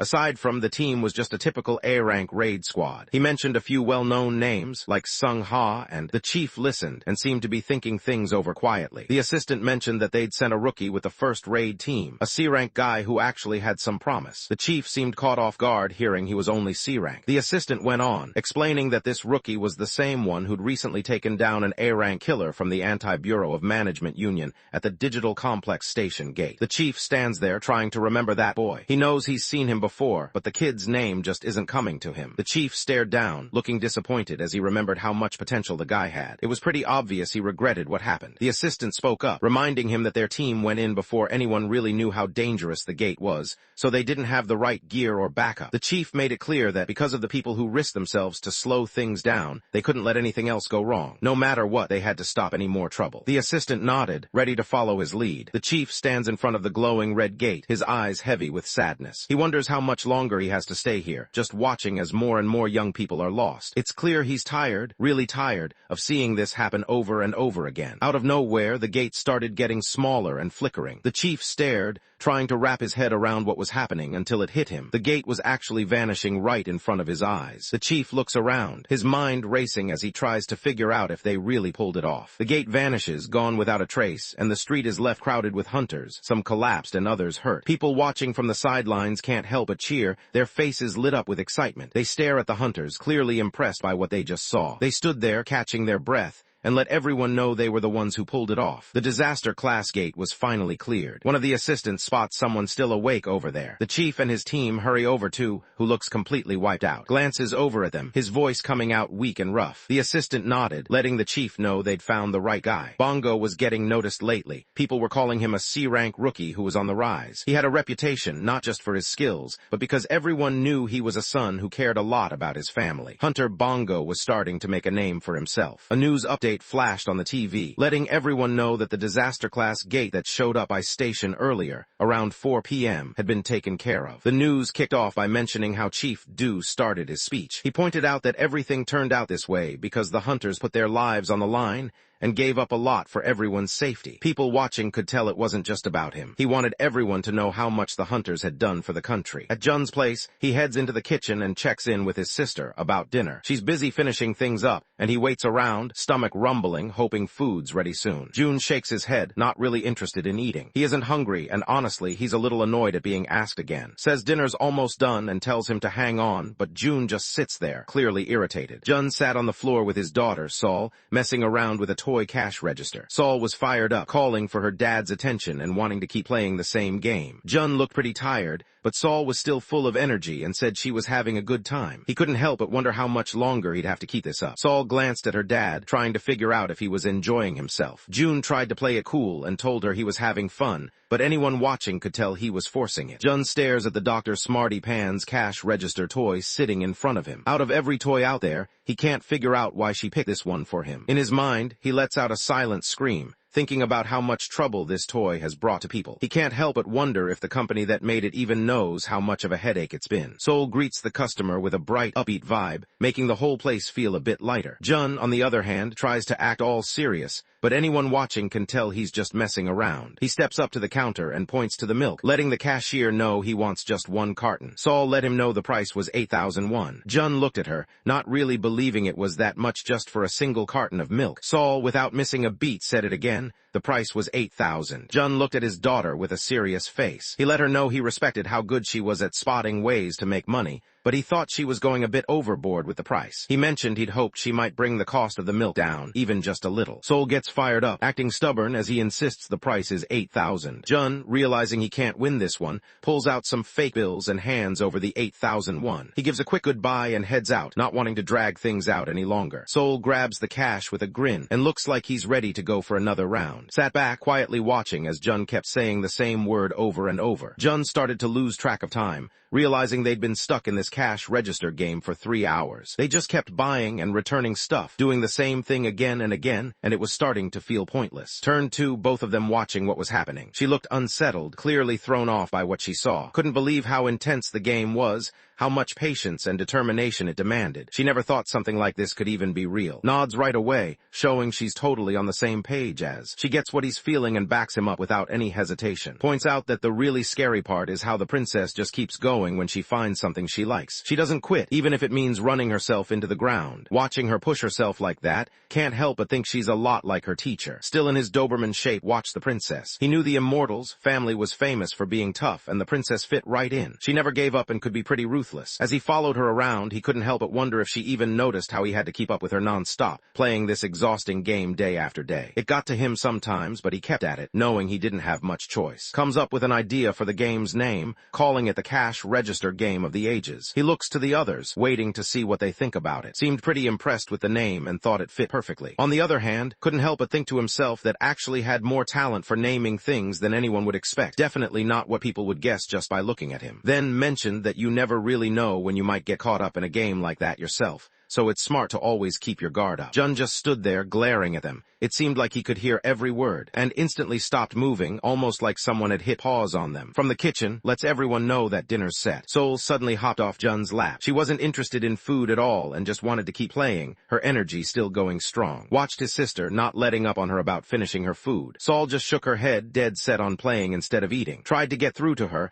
asking if she was really going to keep being so stubborn. Off to the side, Jun couldn't help but smile a little at the scene, quietly cheering his sister on in his own way. Quietly hints that if wants to play again, she can talk to her dad once she's done eating. King Jun freezes for a second, his mind racing as he tries to figure out what his sister really thinks about all this. He can't help but look over at her, searching for any clue about where she stands. After finishing her food, Seoul looks up at her dad, hoping they can play together again. She's eager for more fun, not really thinking about anything else. Jun grabs his chest, wincing from the pain. He knows he can't keep going and gives up, letting the princess win this time. Seoul grabbed her phone and called her dad. Jun, looking tired but kind of giving in, finally agreed to play another round with her, just after they had something to eat. Jun sat at the table with, and dinner looked like a big deal tonight. Plates packed with all kinds of food, way more than usual. The table was crowded with dishes, almost like they were celebrating something. Jun noticed just how much food was there, thinking it was probably enough to push the table to its limit. Everyone seemed ready to dig in, the kind of dinner that made you want to grab your phone for a quick pic before eating. Looks over at, curious about who she really is. Looked over at, wanting to get her permission before doing anything else. When she got the go-ahead, took a moment to introduce herself properly. She told everyone her name and mentioned that she worked as the minister of the Imperial household, back when she served her master in the Imperial palace. Nodded a little confused, but said she got it. She leaned over to Jun and quietly let him know she was pretty sure Errol was still really sick. Jun tries to calm her down, letting her know it's okay. Watches quietly,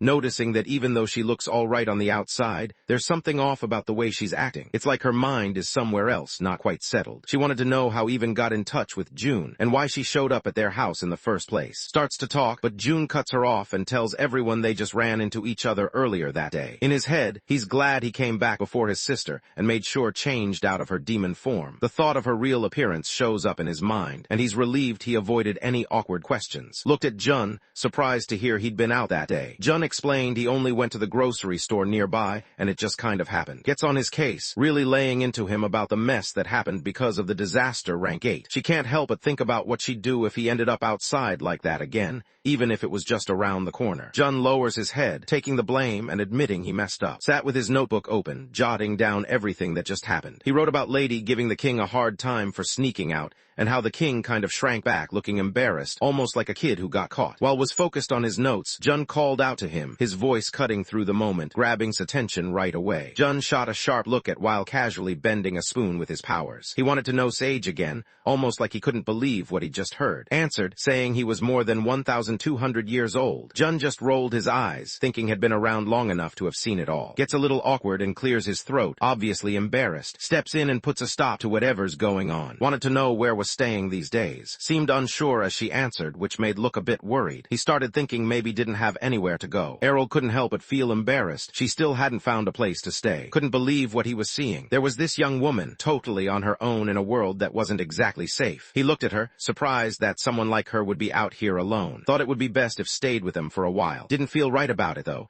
She couldn't see herself just crashing with the Imperial family like it was no big deal, but then pointed out how rough and dangerous things could get if she tried to make it on her own. Didn't answer right away. She stopped to think about it, not sure what was really the right move. Turns to Miss, looking like she wants to say something important, but the words just won't come out right. She hesitates, stumbling over what she's trying to say. Miss notices and glances at her, a bit confused, waiting to hear what's up. Out of nowhere, raises his voice, saying it's what the Emperor wants. Didn't waste a second. She dropped to her knees right away, showing everyone she was ready to follow the order without any argument. Stood there kind of lost, glancing down at. He told her to get up, not really sure what was going on. Nodded, saying she would. Meanwhile, tried to hide a laugh, thinking about the whole Imperial order thing. It was tough to keep a straight face. Jun tried to get her to stop laughing, but couldn't help asking him why, even though he was clearly trying not to laugh himself. Jun pointed out that she was pretty good at laughing, which only made the situation funnier. Leaned over and told him to keep it down, hoping they wouldn't get caught. Quickly switched topics and wanted to know if she'd heard about the gate vanishing. At the same time, she mentioned how surprised she was when she found out a disaster rank gate had shown up. A news update pops up on the screen, saying that 16 hunters lost their lives because of the disaster ranked gate that showed up earlier today. Out of the 6 people who made it out, only 1 is still awake. The other 5 are knocked out. Feels it's at least something that they managed to close the gate fast, but she can't help but feel sad for everyone who didn't make it. The news talks about how this is only the 2nd time a disaster-level gate has shown up in the country. They point out how important it is that, this time, the gate was stopped with hardly anyone getting hurt compared to last time. Sits there, thinking about how things could have gone way worse. Like Seoul could have been completely destroyed, and a lot of people could have lost their lives. Jun stayed calm and told her everything would be all right. He promised he'd look out for her no matter what. She didn't need to stress. He was going to keep her and her soul safe. Sits in front of the TV watching the news. On the screen, stands in the middle of a crowd, reporters everywhere, microphones in his face. Thinks it's wild seeing up there actually making it onto the news like some big shot. He's clearly gaining attention these days. Jun, hanging out nearby, wonders if that's the same mister who dropped by their place not long ago. Can tell it's him right away, mostly because always acts clueless just like before. Found out that Mr. was actually a hunter, and Jun let her know it was true. She wondered why he hadn't mentioned it before. Jun points out that didn't actually ask him anything. Realizes this and admits he's right, looking a little embarrassed. Jun just brushes it off like it's no big deal. Then, out of nowhere, Seoul lets everyone know she's done eating. She's all smiles, clearly wanting to play with June again. He just kind of stares at her, caught off guard and not really sure what to say. Jun pushes his chair back and stands up from the table. It's been a while since he's had to step in like this, but he knows it's time to take charge. He reached out to and his usual crew, and they answered right away, wanting to know what was up. He told them to track someone down and bring them over. Wasn't totally sure who he meant, so he asked for more details. Jun let everyone know that the people behind Dr. Genius's calculation only made it because they wanted more for themselves. He told the others to track down the person who caused so much trouble for parents everywhere and make sure that person faced him. And both nod, showing they're on board. Figures must really not be a fan of that calculation game. She tells to ignore whatever Jun says and promises to handle it herself. Even though hears her out, he can't help but stress. After all, he knows his master's orders always come first. Jun kept playing the cash register game with Seoul. Seoul acted like she was greeting a customer, staying in character. Jun slumped, clearly not into it. Seoul looked at him, waiting to see what he wanted. Jun just said he wanted to be free. Later that night, stood at the sink scrubbing dishes. She kept thinking about how tired she was of waiting around, and how tonight it really hit her that she was on her own. Out of nowhere, called her name. Caught off guard by how he addressed her. Spot standing there with a tray in her hands. He's caught off guard, not expecting to see her. Right away, he can't help but wonder how long she's been around, and he gets a bit uneasy. Everything about the moment feels tense for him, and he's clearly not comfortable with whatever might have seen or heard. Wasn't sure if it would come off the wrong way, but he wanted to help out. He wondered if would trust him with some easy stuff around the place, like washing dishes or cleaning up. Even though he felt a bit awkward bringing it up, he just wanted to show he could be useful. Nods, letting know she understands. She figures probably still trying to wrap her head around everything, so she suggests taking it easy for a bit. Looks unsure, not sure what to do next. Seeing this, offers another idea. Maybe could just hang out with her while she does the dishes. That sounds better too, so she goes along with it. While was busy at the sink, started sharing some stories. He mentioned that Master used to act just like her, never getting too hung up on rules and always treating everyone around him in a chill, easygoing way. Wondered if that could actually be true. Watches the woman and can't help but feel sorry for her. It's clear this lady is really deep into her role, almost like she's forgotten where she is. Figures things must have been rough for her back in that gate. On the other hand, has always been curious about how someone could act like that. But now, seeing this, it just seems like something that runs in the Imperial family. Kept talking about her master, explaining how everyone saw him as a wise king. Guessed she was talking about Jun, and nodded. She went on, saying her master was the kind of person whose presence alone set the rules for everyone. She also mentions that, honestly, he was way more powerful and real than any religion or god she'd ever heard about. Starts thinking about what absolute existence even means. Her mind drifts back to a memory of Jun hanging out with Seoul. In that moment, she gave him 8,001, and he smiled and wished her a good day. Now, with all these thoughts spinning around, wonders if is actually talking about Jun. She tries to hide her amusement, almost letting out a laugh. Thought about how she'd basically raised Jun Jun, almost like a mom instead of a sister. The whole idea of him being some kind of god just didn't make sense to her. Wanted to know if really believed that. Wondered if people actually prayed to Jun and everything. Nodded, letting her know that it was true. Keeps thinking about it, curious if there might be places around with big statues or shrines showing him off. He wonders if there are even small busts of him set up here and there. Can tell Santu something and seems pretty impressed with how sharp is. Nods as explains how tons of people pray to her master and treat him like someone really important. She points out that there are already hundreds of temples all over the continent, built just for her master and to celebrate everything he's done. Hears this and thinks it's honestly wild. Started thinking, trying to figure out if maybe North Korea was where got her idea from. She was curious, so she turned to and wanted to know if there were any other religions back where came from. Let her know that there used to be a bunch, but none of them were around anymore. Couldn't help but wonder if Jun had wiped out the other religions or something similar. Shakes his head, not agreeing with what's said. He explains that her master never forced anyone to give up their beliefs. Instead, people just naturally stopped following the old gods. Still confused, wants to know the reason behind it. Arrow told everyone that none of the gods stepped in to help directly. They just expect people to keep trusting them and worshipping them without really giving much back. Notices that pretty much every religion out there seems to work the same way. Kept talking, explaining how her master didn't just sit back. He actually stepped up and helped everyone out. He ended a war that felt like it would drag on forever, and more than once, he defended the whole continent whenever outsiders tried to invade. She went on, explaining that he wasn't just any ruler. He was an emperor for centuries, pulling off things most people could only dream of. In her mind, that's probably why everyone chose to follow the master instead of worshipping a god. Always talked about how awesome he was. He remembered how everyone used to look up to his master, giving compliments and respect. In his mind, those days were proof that he was someone worth noticing. She figured that was probably when her master hit the highest level as a ninth circle necromancer. Wondered if everyone really hated Jun, seemed confused, and wanted to know who was talking about. Explained she was talking about the gods, the ones who lost their followers and worshippers because of Jun. Nodded, agreeing with what she said. She pointed out that everyone probably felt pretty jealous of her master. Wasn't surprised at all. She'd already guessed as much. Then paused, almost backtracking, and said that was only true if their gods were even real to begin with. His phone started vibrating in his pocket. She checks her phone and sees it's the grocery store owner calling. It's pretty late, so she can't help but wonder what's up. She picks up the phone and listens, thinking it might be about tomorrow. She lets him know she gets what he's saying, tells him to keep her posted if anything's different, and thanks him for always looking out for her. After hanging up, looked over at. She brought up the grocery store job she told him about earlier. The owner wanted to see for an interview tomorrow at 3 p.m. She wanted to know if he could make it. Freezes for a second, not sure what's going on. He starts to wonder if this could actually be some kind of part-time gig. For a moment, he gets pumped, thinking maybe this is how his master's new kingdom really begins. The next day, the store owner was at the grocery shop, looking over a resume. He paused when he saw the name at the top, Mr. Running the store for over a decade, he'd done interviews with all kinds of people, probably hundreds by now. This felt like just another day, but there was something about the name that made him stop and think for a second. This was a first for the shop owner. He'd never had someone show up for a job dressed like this. Stood there in a sharp tuxedo, looking way overdressed for a normal interview. The owner asked his name and answered right away, full of energy. The owner looked at his suit and wondered if was sweating in all those layers. Just smiled and said he was completely fine, not bothered by the heat at all. The owner notices how tense looks and tries to ease the mood, not really getting why seems so worked up over a part-time job interview. Trying to play it cool, insists he's not nervous. The owner then says sorry for changing the interview time at the last minute,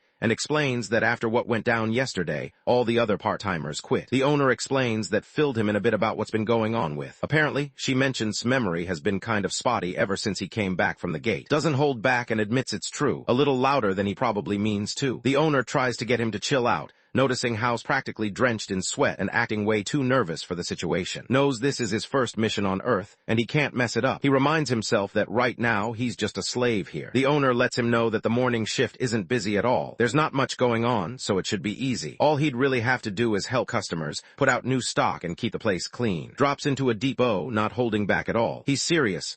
You can tell he means every word as he promises to give this chance everything he's got, no matter what. The owner isn't expecting this at all and actually steps back, a bit thrown off by how intense is. It almost looks like passion caught him off guard. The owner lets know there's no need to overdo it. He just wants him to show up on time and not skip any shifts. Shoots up from his chair, desperate and fired up. He really wants this part-time job. It's all he's been thinking about, and to him, it feels like his biggest goal right now. He can't let this shot slip away. The owner just looks at him, completely caught off guard. He always thought having a part-time job like this would be awesome. After a moment, he finally says can start work the next day, is pumped and really grateful. Tries to figure out what he should call this important guy since he's just a lowly slave. He knows he has to be careful with how he acts. He remembers that this human from the top ranks stands higher than him. Bent forward, showing respect to the owner who just stood there frozen. He called the owner sir, his voice loud and clear, hoping to make up for whatever just happened. Opened his eyes and saw the plain ceiling of a hospital room. His mind was all over the place, trying to figure out how he even got there. The last thing he remembered was a bunch of reporters crowding around him,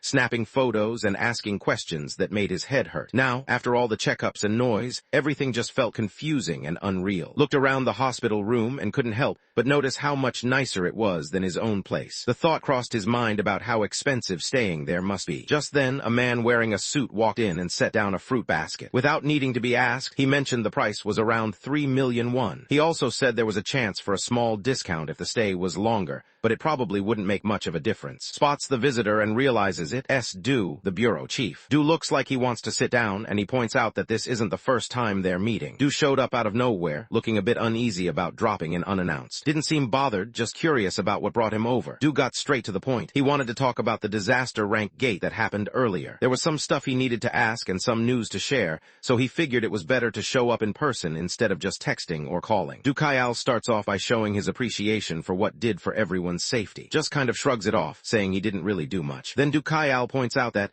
out of everyone who made it through the gate, is the only one still awake. The rest are all out cold. So for now, they have no choice but to trust whatever has to say about what happened, and agrees with that. Du Kai wanted to know what went down inside the disaster rank gate, so he turned to for the details. Started thinking about how he needed to be honest, but also careful not to spill anything about being involved. As he talked, he explained that the monsters inside weren't anything special to look at, but they were tough enough to give Hunter Hoon a hard time. In the end, it was the Frost Giant, the boss monster, that ended up taking down Hoon. Made sure to keep things vague, just in case anyone was listening too closely. Du scribbles down the name Frost Giant, thinking about how tough the regular monsters were. If those guys were that strong, the boss had to be even worse. It lines up with what they figured out from seeing Hoon. There was no way anyone could have fought back. Du Kaiol checks if Hoon is awake yet. He goes over what they know so far. Judging by the marks and injuries, it looks like Hoon was taken down instantly by something way too strong to fight off. Still, there's something about the whole thing that doesn't add up, and Du Kaiol can't figure out what it is. Du wondered who could have taken down such a strong boss monster and how they'd even managed it. Bong admitted he didn't really know. He'd blacked out when it happened, and he felt a bit bad about it. Du just let it go, not making a big deal out of it. Du let know that everyone appreciated him coming back safe. He also pointed out how crazy it was that they managed to clear a disaster-level gate with barely any damage, something that had never happened before anywhere in the world. A lot of other countries are starting to pay close attention now. Not knowing all the details is tough, and gets it too. Du tries to steer the conversation away, mentioning he's not only there for Bong's side of the story, but also to share some good news. Bong can't help but get a little anxious, his mind racing about what that good news could be. Du brings up the time managed to take down an A-rank necromancer from the Anti-Alliance near Digital Complex Station. Brushes it off, saying it was just luck. But Du points out that has now helped clear a disaster-level gate too, and at this point, it's clear that luck isn't the only thing going on. Couldn't help but wonder if they really meant him, since he figured Big Brother handled most of the work, and he just happened to be there at the right time. Then Du Kaiol let everyone know that, as a thank you for what he'd done, the Bureau had set up a few small rewards for him. Until his mom gets better from her illness, he can stay in a special hospital room for free. The place is usually just for people with powers, so is pretty surprised when he hears about it. Du Kaiol explains that, and the other part-time hunters are going to get medals and some prize money, plus a few perks that come with it. There's also going to be a memorial service for the hunters who lost their lives clearing the gate, and that'll happen at the same time as the awards ceremony. Went on explaining that Bongo's biggest win in all this was that his family would get free education forever. That news hit Bongo hard. He stood there, frozen, his mind racing back to Big Brother. Deep down, he felt seriously grateful. Stands up and lets everyone know that Hunter has been picked for a rank adjustment. Didn't see this coming, and it catches him off guard. Explains that because of how has been doing lately, he now gets a shot at a rank evaluation when the year ends. Du Kaiol really wanted to get a promotion, thinking he deserved a higher rank, but wasn't so sure and kind of brushed it off, saying he felt like sticking with C rank for now. The Bureau wanted to keep looking out for the country and everyone in it, even though he'd just gotten a promotion. Hearing this, couldn't help but think things were about to get complicated for him. Du heads out, letting know they'll meet again at the memorial. Isn't too sure about it, but he nods anyway. Sits by himself in his room, staring off into space. His mind keeps drifting, and he doesn't notice how quiet everything is around him. Somewhere else up on a dark rooftop, two shadowy figures stood close, keeping their voices low. One of them let the other know he'd gotten the info he was after. The second guy wanted to know what he'd found out. The first guy talks about an upcoming memorial and award ceremony that's happening soon for the disaster rank 8. When his friend wonders why it matters, he points out that it's the perfect day to put their plan into action, especially since everyone will be watching. The second guy gets what's going on. He points out they're going to grab and show everyone just how useless the Bureau actually is. The first one agrees. Then the second guy says after that, they'll try to convince to join up with their group that's against the Bureau. The first one decides that if their plan doesn't work, they'll just take them out. Later on, shows up at Jun's place, his hands full with shopping bags. The moment he steps inside, he spots. He's caught off guard, recognizing her from before, and can't help but think back to their last meeting. Stood there with a food whisk in her hand and gave a signal to keep things quiet. Looked at her, clearly not getting what was going on, his face showing he was totally lost. Showed up laughing like he was in on some private joke. Bongo looked over, confused and trying to figure out what was so funny. Noticed and told Bongo not to let it get to him. He explained that lady never bothers talking to anyone she thinks is weaker than her. Spotted vest right away and wondered where he got the store vest from. Couldn't help but laugh, impressed that noticed so quickly. It was clear that had picked up on something most people would miss. Wondered if grabbed it from a donation box. Froze for a second, caught off guard, and let out a small cough. Out of nowhere, stopped what he was doing, cleared his throat, and gave a quick bow, acting super formal as he greeted like he was just another customer. Couldn't help but notice how weird was acting and started to question what was going on. Stood there with a bit of a grin, letting know that, starting today, he had picked up a part-time job at the GU store close by. He'd be working weekday mornings now, which seemed like a solid step for him. Nodded and gave a quiet congratulations, still a little unsure but trying to be supportive. Remembers talking about a job interview. He can't help but wonder if we'll handle the job all right. Jun was out on the balcony, looking kind of stuck. Noticed him and couldn't figure out why he was just standing there, locked out from inside. Jun just mentioned there was some old, sad story about how he ended up trapped out there, which left totally confused. Saul sat quietly on a little chair, just watching everything going on around him. He looked over at his uncle, Bongo, and told him what happened with his dad, that his dad had been caught stealing and ended up in jail. Looked over and wondered if Seoul was playing some game with her dad. Seoul nodded, all excited, and then pointed out that uncle was a thief too, so he'd be heading to jail. Just stood there, totally confused by what was going on. From the balcony, which now looked more like a jail cell door, Jun watched and told him to come inside. He tried to act welcoming, pointing out that it was first time in a place like this. Jun tried to make it sound normal, saying that people lived here just like anywhere else. Steps onto the balcony, finding Jun hanging out there. He can tell right away that Jun's older brother is super into his game, barely noticing anything else around him. Wonders if Jun has been stuck out here for a while. Jun wants to know what time it is. Figures it's close to 4 in the afternoon. Jun does the math and realizes he's been locked out here for about 3 hours since lunchtime. Bongo suddenly panicked, thinking it might have been 3 hours already. June, trying to lighten the mood, pointed out that at least in Seoul you could get bathroom breaks. He mentioned that she was pretty chill about it, which made the situation feel a bit less intense. Jun noticed showing up and wondered what brought him over today. Explained he was just dropping off a report since he'd missed the day before. Turns out, he'd been at the hospital and only just got back. Jun looked him over, trying to figure out what happened since didn't look hurt at all. Just said it wasn't simple, leaving Jun a little confused. Kept talking, explaining that this whole situation had been wrapped up without much fuss. In his head, he wondered if he'd messed something up and made people think the wrong thing, but he told himself it would all work out. June just nodded, thinking had done a solid job. Brings up that he needs a favor from Jun curious. Jun wonders what wants. Tells Jun about what went down with the bureau chief,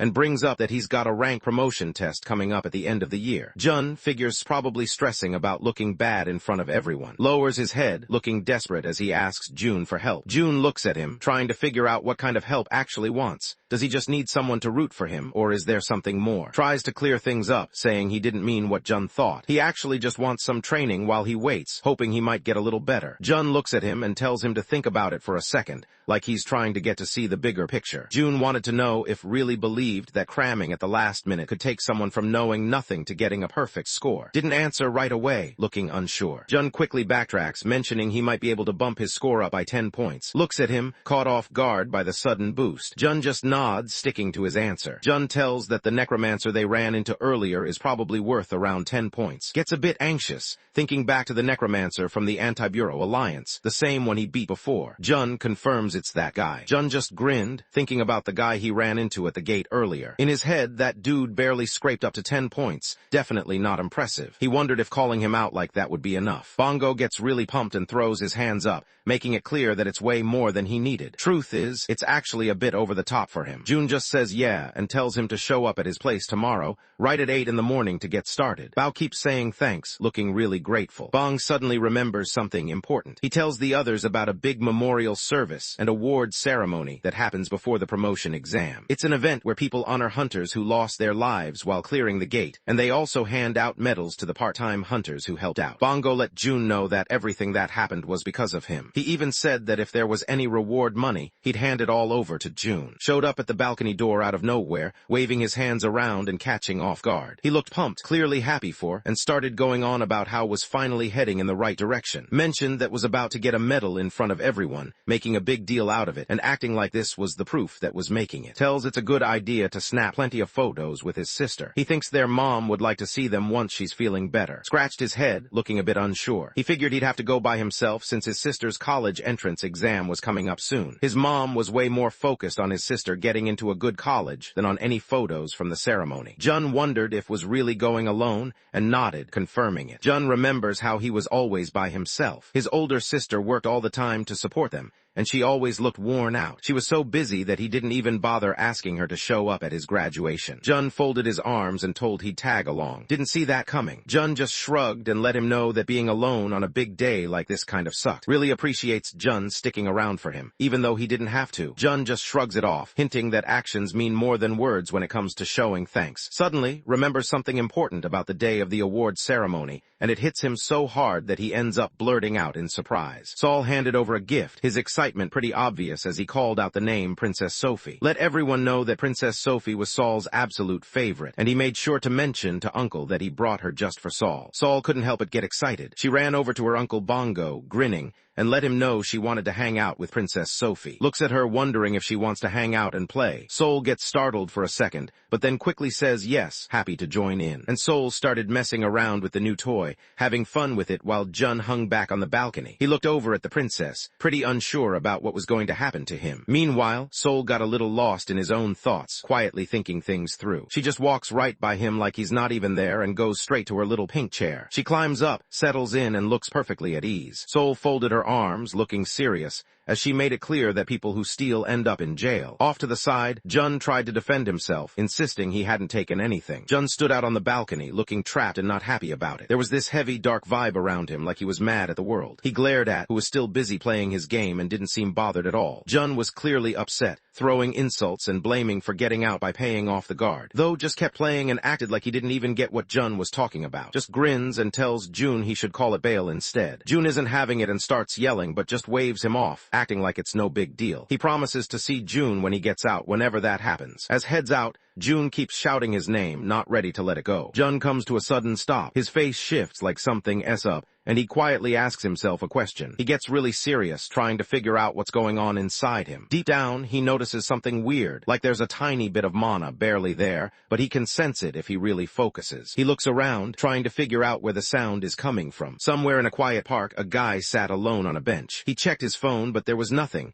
No messages, no calls, nothing loading. It looked like everything had just gone dark. He turned to his friend and told her the spy bug he sent out got wrecked. That meant must figured out someone was keeping an eye on him. The guy wasn't just some regular dude. He was way sharper than he looked, and it was clear now that he wasn't your average son. Turns out the guy's name is, and he's ranked 8th in the Anti-Bureau Alliance. He points out how impressive it is that, even though he's only C rank, managed to take out the necromancer they'd spent so much effort building up. Didn't even get hurt in the fight. Thinking that if they can somehow get on their side, he'd be a serious asset to their team. Lee, who's ranked 12th and known for her skills in torture, sat there eating her ice cream. She mentioned that she actually wanted the target to put up a fight and not quit too easily. In her eyes, it'd be way more entertaining if the guy thought he was some kind of hero, even if he was just a loser. That would give them plenty of time to mess around with him, and when it stopped being interesting, they'd just get rid of him. Realized they hadn't given the target enough credit. The guy could spot a spy bug even when it barely used any mana, proof that his mana skills had to be S rank or even better. Hiji just laughed to himself, already looking forward to what was coming next. Figures his strength and fighting skills are probably up there with a rank hunters. Do-hoon heads back for the time being. He and step through a glowing portal, leaving the place behind as the world around them shifts in an instant. The next day, Jun handed some training weights and told him he had to wear them all the time from now on. Looked a bit confused, trying to figure out what they were. Jun just shot him a look, making it obvious he thought the answer was super obvious, and tossed in a comment about maybe picking up a book once in a while. Jun couldn't believe had never watched Dragon Ball. He started explaining how in the show, Sun would train wearing these super heavy clothes. Whenever a big fight started, would drop the weights and suddenly move way faster than before. Saw what just happened, but he couldn't help doubting if this old school training would actually do anything. Jun pointed out that this kind of stuff pops up in other places too, like when someone trains wearing heavy gear, and then ditches it to get stronger right before things go south. Wasn't so sure though. He started thinking his joints might give out before he got any stronger,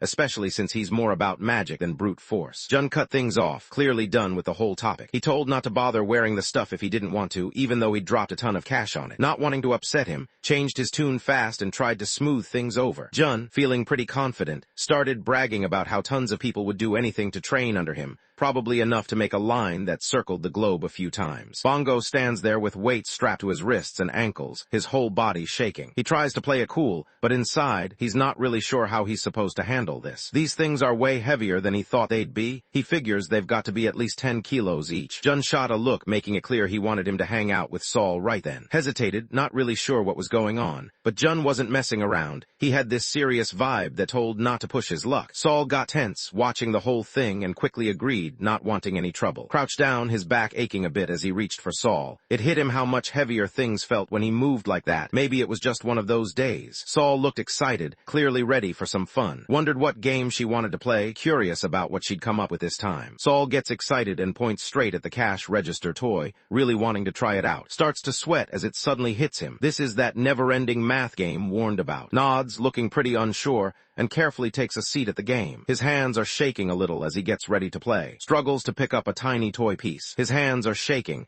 and the piece feels way heavier than it should. Just trying to lift it while sitting there makes his arm ache like it might give out. He starts to wonder if he's actually this weak. Bongo, with those weights still strapped on, feels totally stuck. He remembers all the time he spent in the game 8000 years, which is insane when you think about it. Now, looking at how weak he is, he just can't figure out how he's supposed to help his family or find that elixir to save his mom. Everything just seems way out of reach. A few hours pass and is completely wiped out, dropping to the floor from exhaustion. Decides she's done with the cash register game and wants to stop. Figures he can finally take a break, thinking the games are over. But then Solo says she wants to start a new game, catching off guard. The story kicks off with Saul, the magical girl, standing there with a magic wand in her hand. She gets straight to it, casting a spell and making the villain Bongo drop to the ground. But she doesn't let up. Right after that, she tells him to get back up and go at it again, just like she's running the whole show. The game kept going as Soul kept telling the villain to fall over and over again. Completely worn out, dropped to his knees and pleaded with her, desperate for a break. Next, they dive into a game known for being so intense that even dragons would be nervous. Bongo gets ready,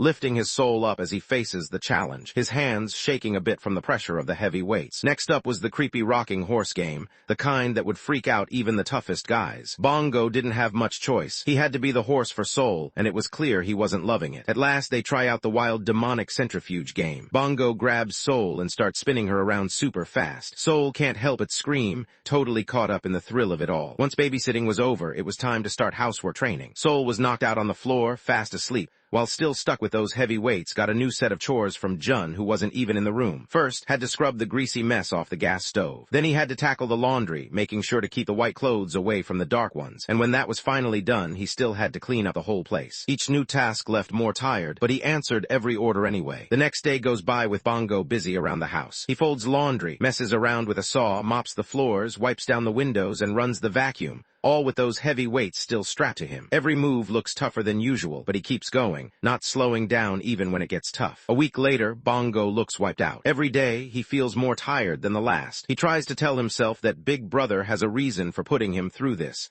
and starts to wonder if it's all just some kind of test to see how long he'll stick it out. All of a sudden, Bongo notices something off. He can't shake the thought that this training isn't normal. His mind drifts to stories he's heard, like that chef who was stuck just chopping veggies for years, or a cartoonist's helper who spent ages just practicing drawing lines. It's starting to feel like he's in the same boat. Thinks about all the stories he's heard and realizes that stuff like this happens a lot. Deep down, he knew Big Brother was just pushing him to see how far he could go, just like always. Actually feels kind of excited about it, thinking this is exactly what he expected from Big Brother. A week slipped by, and soon enough, Jun hit up to remind him that the month was already over. Jun wanted to know when the promotion exam was, so he checked in with, reminded him that it was set for early December. That left them with about 2 months to get ready. Jun realized how quickly the day had passed. He thought about all the time he'd wasted goofing off. Now, he knew it was time to get serious and finally start his real training. Jun wanted to know when the memorial and awards ceremony was happening, so he brought it up too. Double-checked and realized he'd already mentioned the date before, October 1st. That meant the event was actually happening the next day. Jun made up his mind they'd go to the ceremony the next day. After that, real training would finally begin. Looked excited, wondering if this meant he was officially in. Jun didn't expect that. Meanwhile, just grinned, acting like he'd seen it coming the whole time. He started going on about how he's smart,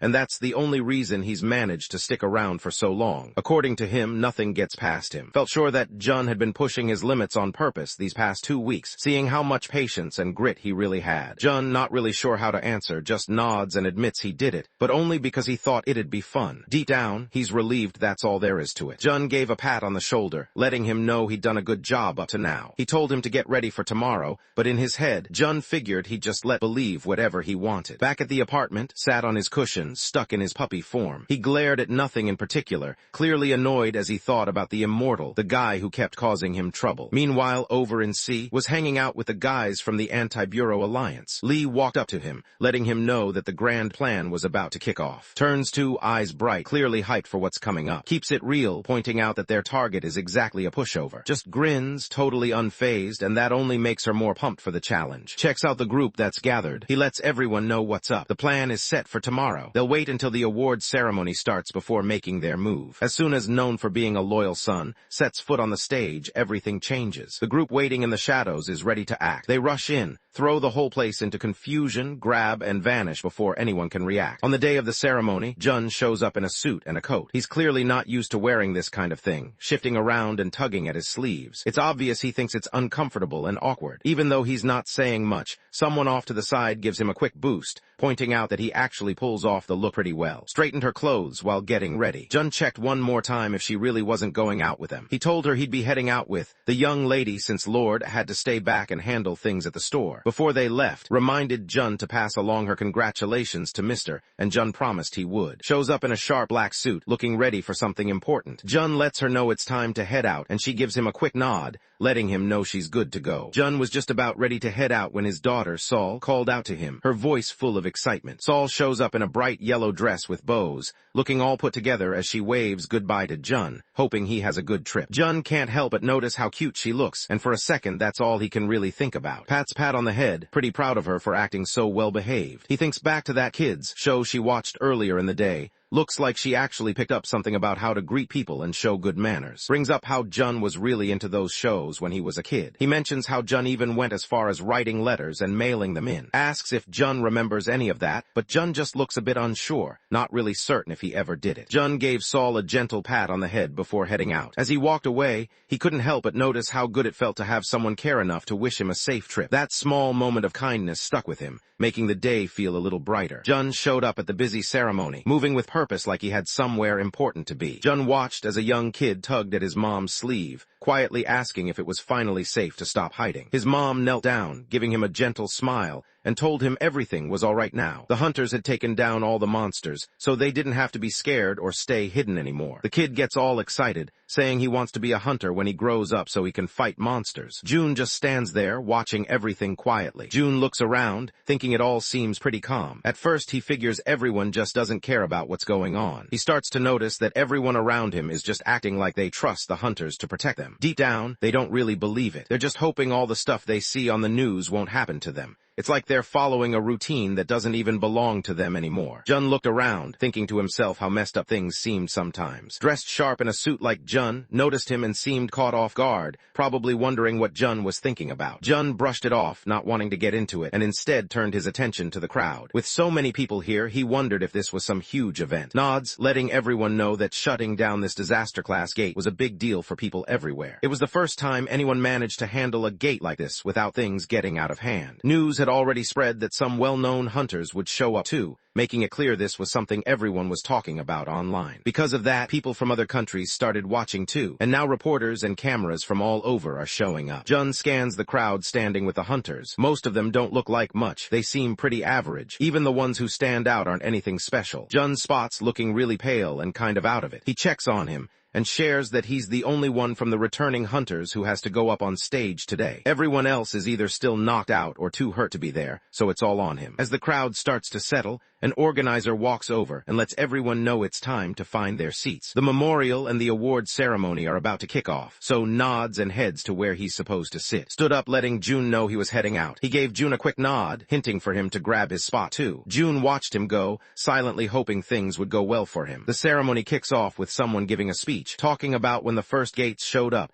and reminding everyone that the Bureau is still on the job, keeping the country safe. Jun sat there trying to keep his eyes open. He was bored, and it felt like nobody really cared about what was going on. All he wanted was for them to hurry up, give out the awards, and let everyone leave. After the applause died down, the speaker called Hunter up to the stage. Known for his loyalty and dedication, was chosen to represent all the hunters who had come back. He was there to honor the ones who didn't make it through the tough fight. As finally walked up to the stage, Jun watched him and couldn't help but smile. Heads up to the podium, clearly uneasy. Jun watches him and can't help but notice how stiff and awkward seems, almost like he's just going through the motions. Out of nowhere, Jun's face tenses up. Something's not right. He can sense danger in the air. Picks up on it too and quickly tries to get her master's attention. Points out that it looks like someone's up to no good, and Jun nods, thinking the same thing. Jun leans back in his chair, lost in thought. He can't shake off the curiosity about who might be stirring things up. The whole situation has him on edge, and he keeps running through possible names in his head. Jun thinks back to what the kid said about hiding. Even now, remembering those words gets under his skin. He could tell these planners were the kind of people who didn't ask for permission. They just went after what they wanted, no hesitation. It was obvious what they were after. Jun tries to convince himself that none of this really matters to him. Still, he can't shake the memory of Seoul's face when she told him to have a safe trip. It keeps popping into his head, making him pause for a moment. Jun really isn't into this whole situation. Whenever calls him master, it just feels weird. Deep down, he can't stand having to act like some hero, especially when it doesn't feel right at all. He figures the hunters will step in if something goes wrong, but Jun thinks back to the last family dinner. He hopes that tonight, Seoul will actually look happy at the table, maybe even crack a smile. Jun shoots up from his seat in the middle of the crowd, deciding he can't just chill and watch anymore. The people nearby look at him, a bit confused. One guy grumbles because Jun is now blocking his view. Someone else is a little annoyed, wondering why Jun just stood up out of nowhere, and another person tells him to sit back down. Jun looked over at who was known as the Minister of the Interior. He wanted her full attention, so he made sure she was listening. Nodded, letting him know she was ready to hear what he had to say. Jun made it clear they had to stop whoever was behind all this. He told her not to let any of them get away, except for the one in charge. They'd need him for answers. Arrow nodded, showing she understood what needed to be done. Jun didn't hold back. He gave the signal, telling her to go all in and use everything she had. Things get wild fast as people start yelling in pain. Stood on the rooftop, surrounded by bodies and blood. He grabbed his radio and let everyone know the rooftop was clear. Sits on top of a defeated enemy, holding his radio close. Updates come in from his team. The bomb squad has finished setting explosives at every spot they needed to hit, and the crew in the engine room has locked things down tight. He checks in with the infiltration team, and they answer right away. They're set to go too. As soon as, known for being a loyal son, walks onto the stage, lets everyone know it's time to start the plan. He lets everyone know that there are 8 bombs hidden in the building, and they're all set to go off together. After that, the elite unit moves in fast, breaking into the conference hall. They don't waste any time, taking out everyone in their way and grabbing their target before anyone can react. At the same time, he's got sniper hosts under his control, thanks to those weird magic parasites. He's planning to use them to hold off any backup that shows up. He's pretty confident about it. He's run this scenario hundreds of times and doesn't see how it could go wrong. Do-hoon spots the target walking out onto the stage. Right then, his earpiece crackles to life with someone yelling, clearly freaked out and demanding to know who's on the line. Do-hoon tenses up, realizing things are about to get real. Do-hoon looks uneasy, trying to figure out what's going on. He can't help but think the infiltration team might have been caught. In the background, he picks up the sound of someone else pleading for their life, and it makes him tense up even more. Hoon quickly recognizes the voices coming through his radio. They're from the engine room crew. He asks them to check in, but all he hears is chaos. People are yelling. Some are clearly panicking, and someone's desperately calling for help. In the background, another person shouts at everyone to get out of there fast, grabs the radio and tries reaching out to the engine room team again. He calls for an update, but all he gets is static crackling back at him. No response. News came in that the explosives team barely made it out, but at least all the bombs were taken care of. Couldn't believe what he was hearing. He grabs his head, frustrated and stunned. All the top teams they picked for this mission, gone or totally silent in under a minute. He's trying to wrap his mind around it, thinking nothing about this makes sense. Takes a good look at what's going on. He notices that the person who got hit first wasn't just some random staff member. It was actually a decoy agent pretending to work the event close to the hall. He also remembers that each floor in this building is pretty big, around 20,000 square meters. It usually takes a few minutes just to get from the hall to the engine room, maybe even longer if someone's trying to be careful. Can still remember the voices he picked up on the radio, people begging and yelling for help. It crosses his mind that maybe the Bureau found them, but he quickly pushes that idea aside. That's not really how the Bureau operates. He figures if the infiltration team got caught first, there must have been more than one group on the move at the same time. Still, he's sure the Bureau wouldn't go about things that way. The Bureau usually tries to catch people without making a huge scene. Even if they'd figured out what was going on, they wouldn't have gone this hard. That's why he starts wondering who's really behind all of this. Lee shows up next to, pointing out that they've got someone crashing the party. Wanting to know exactly what's going on, tells her to fill him in. Still in her usual good mood, casually wonders if she should take care of the woman herself. Hoon looked over, caught off guard, and tried to figure out which girl she meant. He didn't remember anyone like that on the team. G nodded and told him there was a woman on the assault squad, saying she was really good-looking and that she wanted to hang out with her for a while. Could tell right away that opponent was way stronger than normal, so he tried to get her to hang back, but didn't listen. She just told him she'd check in after handling things on her own and ended the call. Wanted more info, trying to find out how many enemies were around. Before disconnecting, let him know there was just one for now, then she was gone. Notices he can't reach the assault team down at the aquarium anymore. It hits him. Someone took out the whole team and managed to trap Lee too. He's left thinking about who could actually pull something like this off. He thinks about heading over to help his friends and grabs the radio, trying again to see if anyone's out there who can hear him. A voice crackled through the radio, letting know he was being heard. Annoyed and a bit on edge, demanded to know who was on the other side. Jun's voice came through the radio, sounding just as sarcastic as ever. Hearing it, Do-hoon froze up. His fear kicked up a notch and his eyes got even wider. He slips away as everything around him fades to black. Jun's voice pops into his head, pushing him to give it a shot. Somewhere else in the building, Lee steps back from, careful not to trip over the bodies lying around. He can't help but be amazed at how insanely strong this woman is. The rest of the assault team got ready to move in. One of them pointed out that they should deal with her before worrying about anything else. Everyone knew they needed to take someone down right now and not waste any time. Looked at trying to figure out who she really was. Introduced herself as the minister of the Imperial household and thanked for what she'd done. Even though had acted without thinking about the risks, seemed honestly grateful. Let her know that now, because of her, she could actually help her master again after what felt like forever. Realized she'd never heard his name before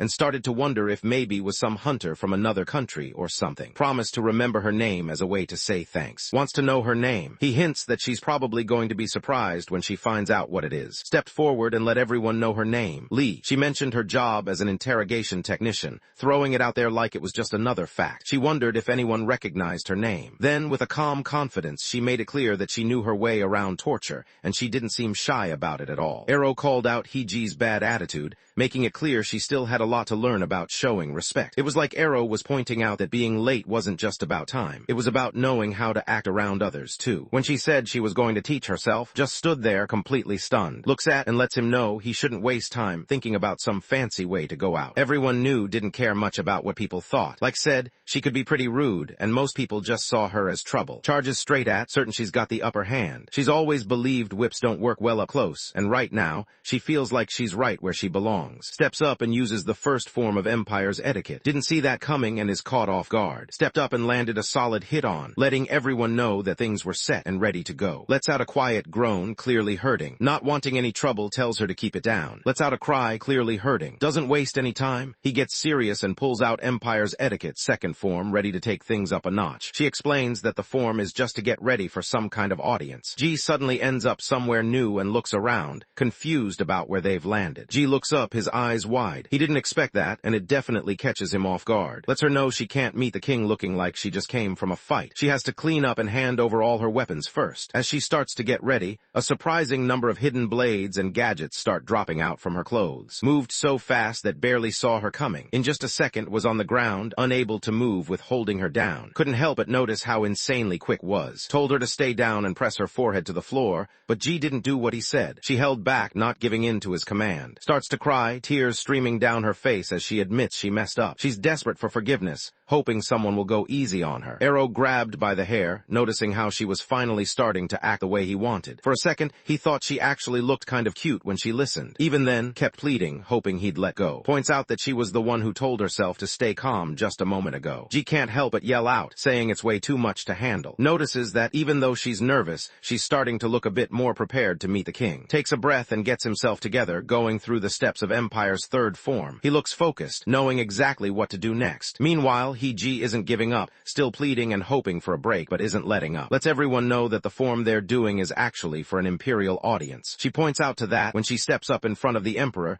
she has to be extra careful and keep her gaze low, never looking up past his knees. Looks at and acts like she's just some disrespectful kid. He points out that she should be thankful she gets to go along with her master today. Pulled her hair back, her mind wandering to what could have happened if her master had left with Grand Duke and Sue the doll instead of her. She couldn't help but imagine how different things might be right now. She thinks there's no way would just lie there looking so calm with her eyes shut. Now, it's just lying on the floor, not moving at all. Nobody can tell if she's out cold or worse. Over in the ceremony hall, Jun stood there messing with his tie. He looked like he couldn't care less about what was going on. He glanced over at someone, maybe talking about the radio that got dropped, and told him to just finish the guy off. Up on the rooftop, Do-hoon stands there looking pretty mad. He sizes up the other guy and just knows that no amount of warnings will get through to him. Do-hoon makes it clear that things are about to get serious, and regret isn't going to fix anything now. Right then, his crew shows up behind him, ready for whatever comes next. Spots something off with the ways guys are moving around. It's not normal. They're twitchy, almost like they aren't in control of themselves. He looks closer and catches sight of small bugs crawling on them. That's when it clicks for him.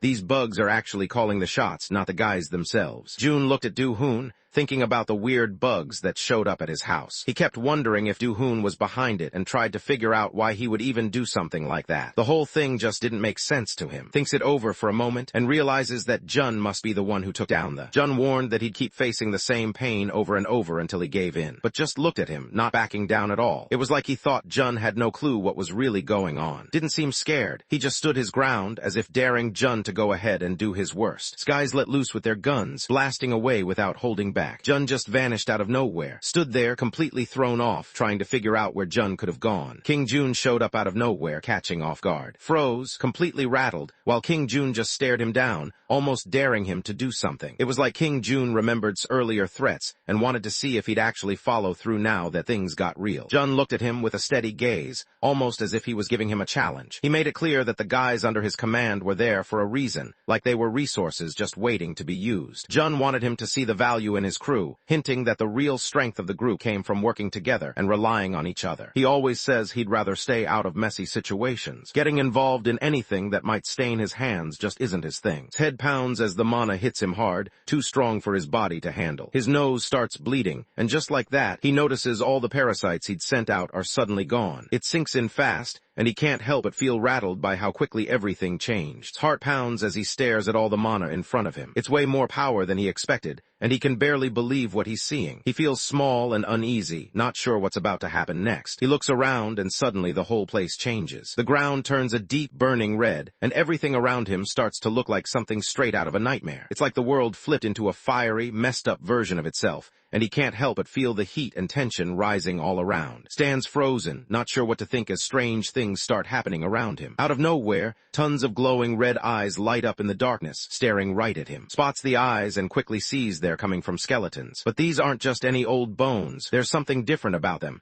Something way beyond anything he's heard stories about before. He realizes that anyone who can control these skeletons must be powerful. He figured the guy had to be some kind of top-level necromancer. Gets thrown off. He can't figure out how a necromancer manages to hit like that and move that quick. It doesn't add up for him, and he can't help but question what's really going on. His chest tightened as the mana pressed in from all sides, making it hard to breathe. The power difference was just too much. There was no way he could fight back. He realized this was it. There was nothing left he could do. Do-hoon hears Jun's voice voice, and in that moment he wonders if he's nervous. Jun walked up to, who was down on his knees and clearly worn out. Looked like he had been through a lot, barely able to catch his breath. Jun stood over him, almost challenging him, and made think about whether what he was going through made giving up seem easier. Jun made it clear that things weren't going to end quietly for. Not really understanding where this was going, just stared back, trying to figure out what Jun was getting at. Jun lets him know that he's not planning to stop anytime soon. He's going to keep bringing him back, no matter how many times it takes, until he gets all the answers he's looking for. King Jun wanted to see for himself, so he offered him a chance to try it. Lets out a painful scream as Jun ends his life. Even in his final moments, tries to push Jun to leave, hinting that they'll cross paths again soon. Jolt's awake, breathing hard and confused. For a second, he just stares around, trying to figure out how he's even here. He remembers everything going black, totally convinced that was the end. Now lying there, he can't wrap his head around how he's still alive. Jun tells him to open his eyes, a sarcastic grin on his face as he brings up how his first death went. He jokes about it not being entertaining at all, then points out that this is the same pain all the bodies Duhoon handed over to him must have felt. Jun looked over at, waiting to see if he was finally ready to come clean and take a break, but just shook his head, not wanting to talk yet. Jun suddenly steps in, making it clear he's not done yet. He decides that if won't talk, he'll just keep taking him out and bringing him back over and over until finally gives in. Lately, I've had a strong addiction to watching manhwa and manga recap videos. Every single day, I find myself binging one after another, losing hours and days doing absolutely nothing productive. And honestly, it's getting out of hand. So, maybe we can make these viral videos too. I mean, look at the views, the growth, the community these creators are building. It looks simple, right? But that's a trap. You go down this endless rabbit hole, spending money, losing sleep, hiring editors and writers from Fiverr and Upwork, and still feel like you've been robbed. Because don't forget how emotional the YouTube algorithm can be with making videos go viral. It's unpredictable, especially when the market's saturated, competition's relentless, and somehow other creators are dropping 10-hour videos daily while you're stuck trying to finish one. That's when I realized something had to change. So, I built the solution, the Webtoon Narrative Suite, a complete one-click system that handles everything from cropping, script narration, text-to-speech, image processing, and full video generation in one smooth process. Save money, reduce hours of work, and have a tool that only gives you straight results. Click on the link down below and experience it for yourself. And if you want even more tools to supercharge your YouTube recap journey, visit my Ko-Fi and Patreon pages where I drop weekly new tools designed to keep you ahead as AI continues to steal our jobs. So tap in now before you get left behind.